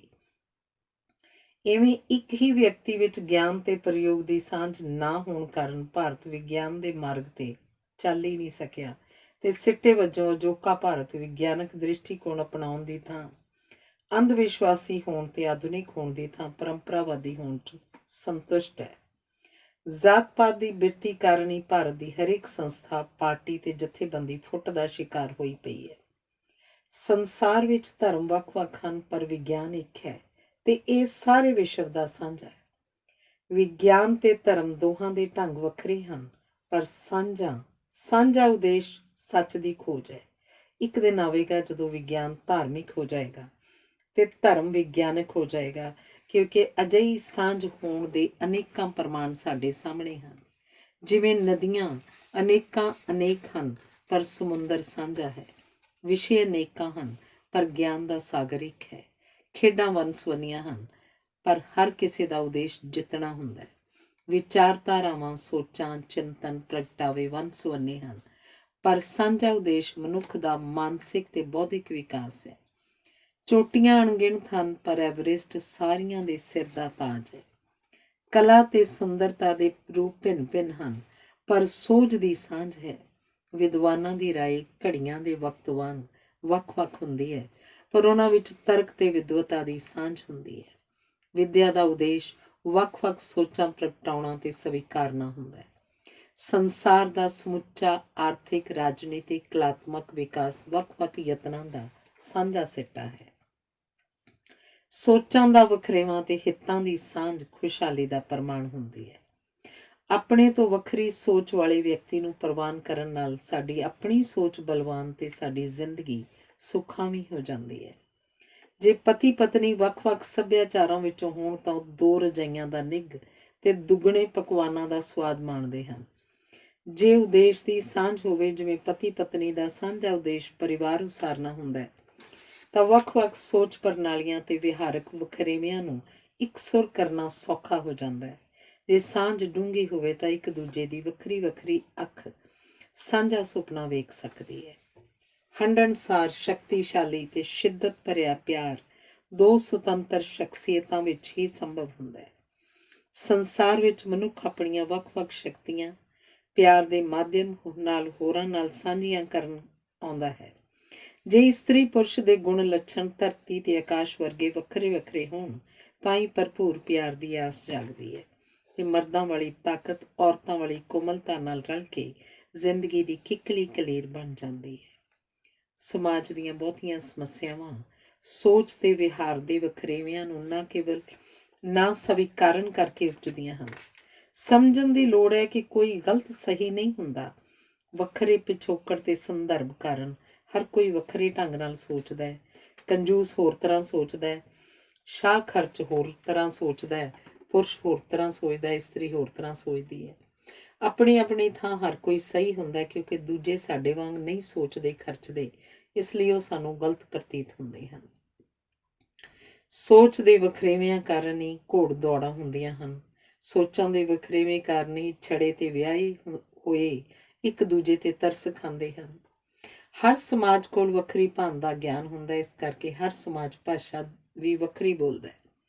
ਉਦਾਹਰਨ ਵਜੋਂ ਜੋ ਸੰਸਕ੍ਰਿਤ ਵਿੱਚ ਹੈ ਉਹ ਫਾਰਸੀ 'ਚ ਨਹੀਂ, ਜੋ ਫਰਾਂਸੀਸੀ ਵਿੱਚ ਹੈ ਉਹ ਅੰਗਰੇਜ਼ੀ 'ਚ ਨਹੀਂ। ਵੱਧ ਤੋਂ ਵੱਧ ਭਾਸ਼ਾਵਾਂ ਸਿੱਖ ਕੇ ਅਨੁਭਵ ਦੇ ਪੱਖੋਂ ਅਮੀਰ ਹੋਣ ਦੀ ਥਾਂ ਅਸੀਂ ਪਛੜੇ ਹੋਣ ਵਿੱਚ ਹੀ ਸੰਤੁਸ਼ਟ ਹਾਂ। ਭਾਸ਼ਾ ਦੇ ਪੱਖੋਂ ਅਸੀਂ ਭਾਰਤੀ ਸ਼ੂਦਰ ਹੀ ਹਾਂ। ਅਸੀਂ ਕਿਸੇ ਦੀ ਭਾਸ਼ਾ ਨਹੀਂ ਸਿੱਖਦੇ। ਇਸੇ ਕਾਰਨ ਝਿਜਕ ਤੇ ਸੰਕੀਰਨਤਾ ਸਾਡੇ ਲੱਛਣ ਹਨ, ਜਿਸ ਕਾਰਨ ਅਸੀਂ ਅਜਨਬੀਆਂ ਨੂੰ ਖਿੜੇ ਮੱਥੇ ਪ੍ਰਵਾਨ ਨਹੀਂ ਕਰਦੇ। ਜ਼ਿੰਦਗੀ ਦੇ ਵੱਖ-ਵੱਖ ਵਰਤਾਰੇ ਜਦੋਂ ਪੱਕੇ ਹੋ ਜਾਣ ਤਾਂ ਉਹ ਸਾਡੇ ਲੱਛਣ ਬਣ ਜਾਂਦੇ ਹਨ। ਇੱਕ ਸਮਾਜ ਦੇ ਲੱਛਣ ਕਿਸੇ ਹੋਰ ਸਮਾਜ ਦੇ ਲੱਛਣਾਂ ਨਾਲ ਮੇਲ ਨਾ ਖਾਣ ਕਾਰਨ ਵੱਖਰੀ ਪਛਾਣ ਉਤਪੰਨ ਹੁੰਦੀ ਹੈ ਤੇ ਹਰੇਕ ਸਮਾਜ ਵਿਲੱਖਣ ਹੋ ਨਿਬੜਦਾ ਹੈ। ਉਦਾਹਰਨ ਵਜੋਂ ਪੰਜਾਬੀ ਇਕੱਲਿਆਂ ਖੇਡ ਜਾਂ ਨੱਚ ਨਹੀਂ ਸਕਦਾ, ਪਰ ਇਕੱਲਿਆਂ ਲੜ ਸਕਦਾ ਹੈ। ਪਰ ਪਹਾੜੀਆਂ ਦਾ ਵਿਹਾਰ ਉਲਟ ਹੁੰਦਾ ਹੈ। ਪੰਜਾਬ ਵਿੱਚ ਰਹਿੰਦਿਆਂ ਪੰਜਾਬੀ ਵਿਦੇਸ਼ ਲਈ ਤੰਗਦਾ ਹੈ, ਵਿਦੇਸ਼ 'ਚ ਰਹਿੰਦਿਆਂ ਉਹ ਪੰਜਾਬ ਵੱਲ ਵੇਖਦਾ ਰਹਿੰਦਾ ਹੈ। ਮਾਝੇ, ਮਾਲਵੇ ਤੇ ਦੁਆਬੇ ਦੇ ਲੋਕ ਆਪਣੇ ਆਪ ਨੂੰ ਹੋਰਾਂ ਨਾਲੋਂ ਉੱਚਾ, ਵੱਖਰਾ, ਨਿਆਰਾ ਤੇ ਬਹਾਦਰ ਸਮਝਣ ਦਾ ਭੁਲੇਖਾ ਪਾਲਦੇ ਹਨ।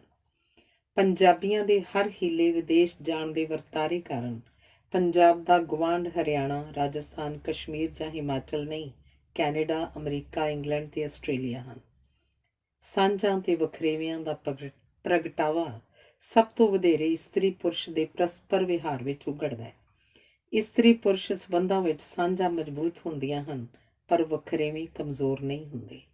ਇਸਤਰੀ ਵੱਲੋਂ ਪੁਰਸ਼ ਨਾਲ ਬਰਾਬਰੀ ਕਰਨ ਦੇ ਯਤਨ ਵਿਆਹ ਦੀ ਸੰਸਥਾ ਨੂੰ ਕਮਜ਼ੋਰ ਕਰਨਗੇ ਤੇ ਇਸਤਰੀ ਵਿੱਚ ਵੀ ਪੁਰਸ਼ਾਂ ਵਾਲੇ ਔਗੁਣ ਆ ਜਾਣਗੇ। ਚੰਗਾ ਦੰਪਤੀ ਜੋੜਾ ਉਹ ਨਹੀਂ ਹੁੰਦਾ ਜਿਨ੍ਹਾਂ ਦੇ ਵਿਚਾਰ ਮਿਲਦੇ ਹੋਣ, ਸਗੋਂ ਉਹ ਹੁੰਦਾ ਜਿਨ੍ਹਾਂ 'ਚ ਵਖਰੇਵੇਂ ਮਾਨਣ ਦੀ ਸਮਰੱਥਾ ਹੋਵੇ। ਸਾਂਝਾ ਮਾਨਣ ਤੇ ਵਖਰੇਵਿਆਂ ਨੂੰ ਪ੍ਰਵਾਨ ਕਰਨ ਵਾਲਾ ਪਰਿਵਾਰ ਹਰ ਪੱਖੋਂ ਵਿਕਾਸ ਕਰਦਾ ਹੈ। ਅਜੋਕੇ ਸਮੇਂ 'ਚ ਪਤੀ ਪਤਨੀ ਦੇ ਰਿਸ਼ਤੇ 'ਚ ਸਾਂਝਾਂ ਘਟ ਰਹੀਆਂ ਹਨ ਤੇ ਵਖਰੇਵੇਂ ਵੱਧ ਰਹੇ ਹਨ, ਜਿਸ ਕਾਰਨ ਤਲਾਕ ਵੱਧ ਰਹੇ ਹਨ। ਹਰ ਵੇਲੇ ਸ਼ਿਕਾਇਤਾਂ ਕਰਨ ਤੇ ਨੁਕਸ ਕੱਢਣ ਵਾਲੇ ਪਤੀ ਨਾਲ ਕੋਈ ਪਤਨੀ ਪ੍ਰਸੰਨ ਨਹੀਂ ਰਹਿੰਦੀ, ਕਿਉਂਕਿ ਉਹਨੂੰ ਮਹਿਸੂਸ ਹੁੰਦਾ ਰਹਿੰਦਾ ਕਿ ਉਹ ਕਿਸੇ ਪੁਰਸ਼ ਨਾਲ ਨਹੀਂ, ਇੱਕ ਹੋਰ ਸੱਸ ਨਾਲ ਰਹਿ ਰਹੀ ਹੈ। ਇਸਤਰੀ ਆਪਣੀ ਸੁੰਦਰਤਾ ਤੇ ਮਮਤਾ ਨਾਲ ਪੁਰਸ਼ ਨੂੰ ਪ੍ਰਭਾਵਿਤ ਕਰਕੇ ਪ੍ਰਸੰਨ ਹੁੰਦੀ ਹੈ, ਪਰ ਜੇ ਉਹ ਇਵੇਂ ਨਾ ਕਰ ਸਕੇ ਤਾਂ ਬੜੀ ਪਰੇਸ਼ਾਨ ਹੁੰਦੀ ਹੈ। ਕਈ ਇਸਤਰੀਆਂ ਨੂੰ ਚੰਗੇ ਸ਼ਾਂਤ ਸੁਭਾਅ ਵਾਲੇ ਪੁਰਸ਼ ਬੜੇ ਅਕਾਊ ਲੱਗਦੇ ਹਨ, ਇਸ ਲਈ ਉਹ ਭੈੜੇ ਤੇ ਗੈਰ ਜ਼ਿੰਮੇਵਾਰ ਪੁਰਸ਼ ਸਹੇੜ ਲੈਂਦੀਆਂ ਹਨ, ਜਿਹੜੇ ਲਾਪਰਵਾਹ ਹੋ ਕੇ ਉਹਨਾਂ ਨੂੰ ਪਰੇਸ਼ਾਨ ਕਰਦੇ ਰਹਿੰਦੇ ਹਨ। ਹਰ ਇਸਤਰੀ ਨੂੰ ਇੱਕ ਪਤੀ ਚਾਹੀਦਾ ਹੁੰਦਾ ਹੈ, ਪਰ ਉਹਨੂੰ ਪਤਾ ਨਹੀਂ ਹੁੰਦਾ ਕਿ ਸਹੀ ਪਤੀ ਕਿਹੜਾ ਹੋਏਗਾ। ਪਰ ਪੁਰਸ਼ ਨੂੰ ਇਹ ਵਿਸ਼ਵਾਸ ਹੁੰਦਾ ਹੈ ਕਿ ਉਹਦੀ ਪਤਨੀ ਠੀਕ ਹੀ ਹੋਏਗੀ ਜਾਂ ਉਹ ਉਹਨੂੰ ਆਪਣੇ ਪਿਆਰ ਨਾਲ ਠੀਕ ਕਰ ਲਏਗਾ। ਪੁਰਸ਼ ਜੇ ਐਵੇਂ ਨਾ ਕਰ ਸਕੇ ਤਾਂ ਆਪਣੀ ਪਤਨੀ ਵੱਲ ਯੋਗ ਧਿਆਨ ਨਹੀਂ ਦਿੰਦਾ।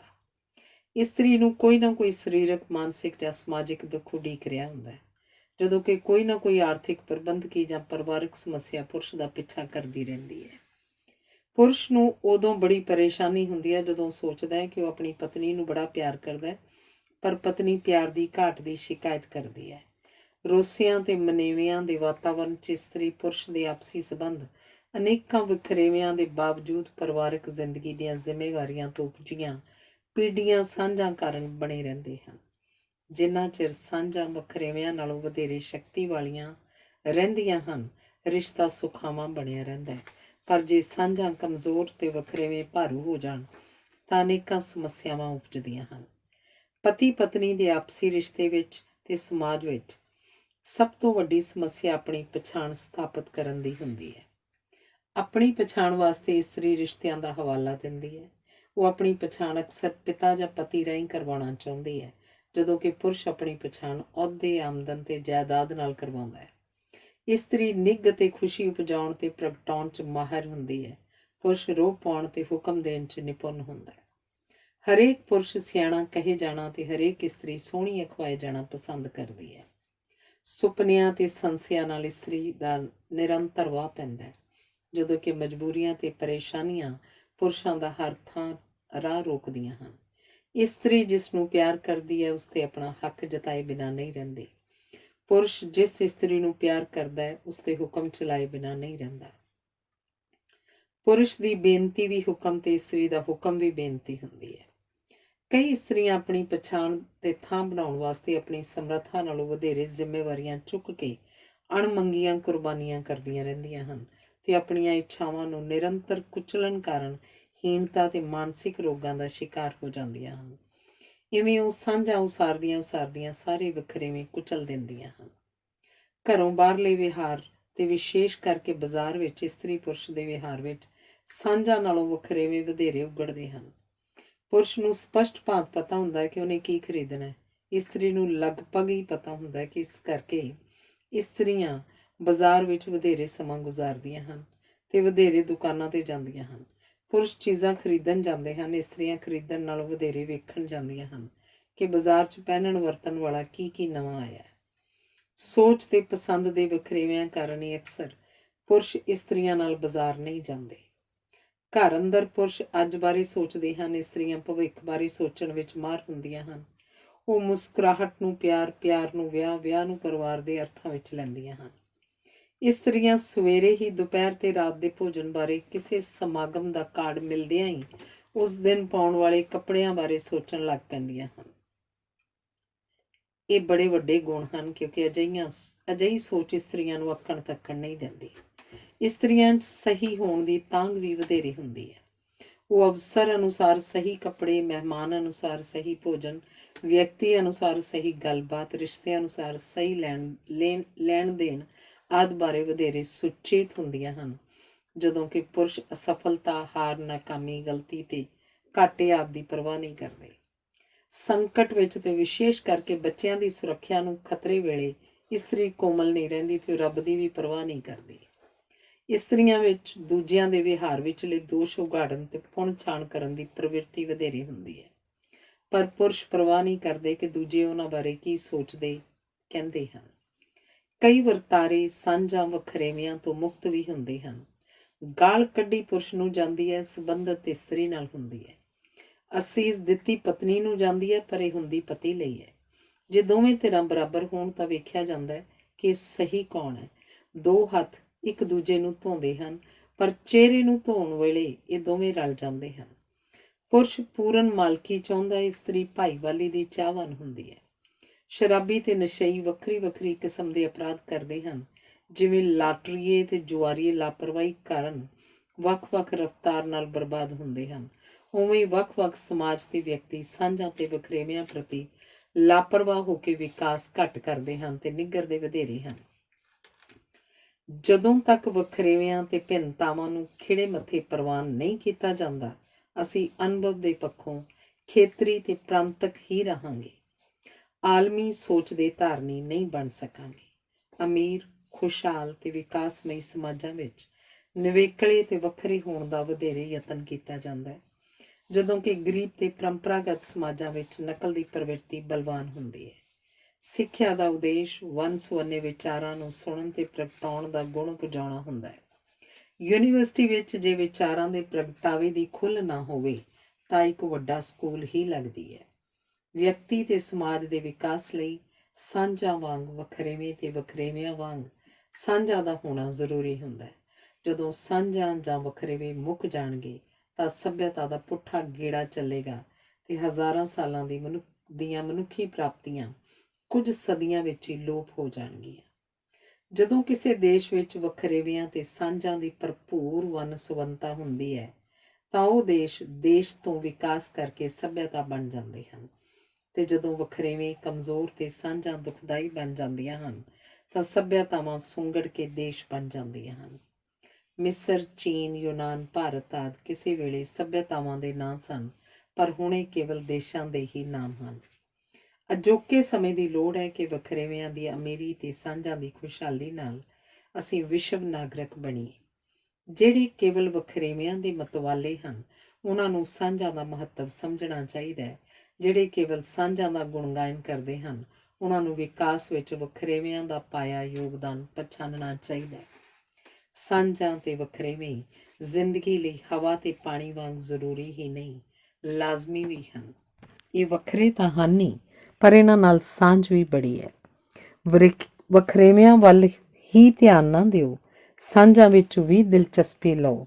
ਸਾਂਝਾਂ ਹੀ ਨਾ ਲੱਭਦੇ ਰਹੋ, ਵੱਖਰੇਵਿਆਂ ਨੂੰ ਵੀ ਸਵੀਕਾਰ ਕਰੋ। ਧੰਨਵਾਦ।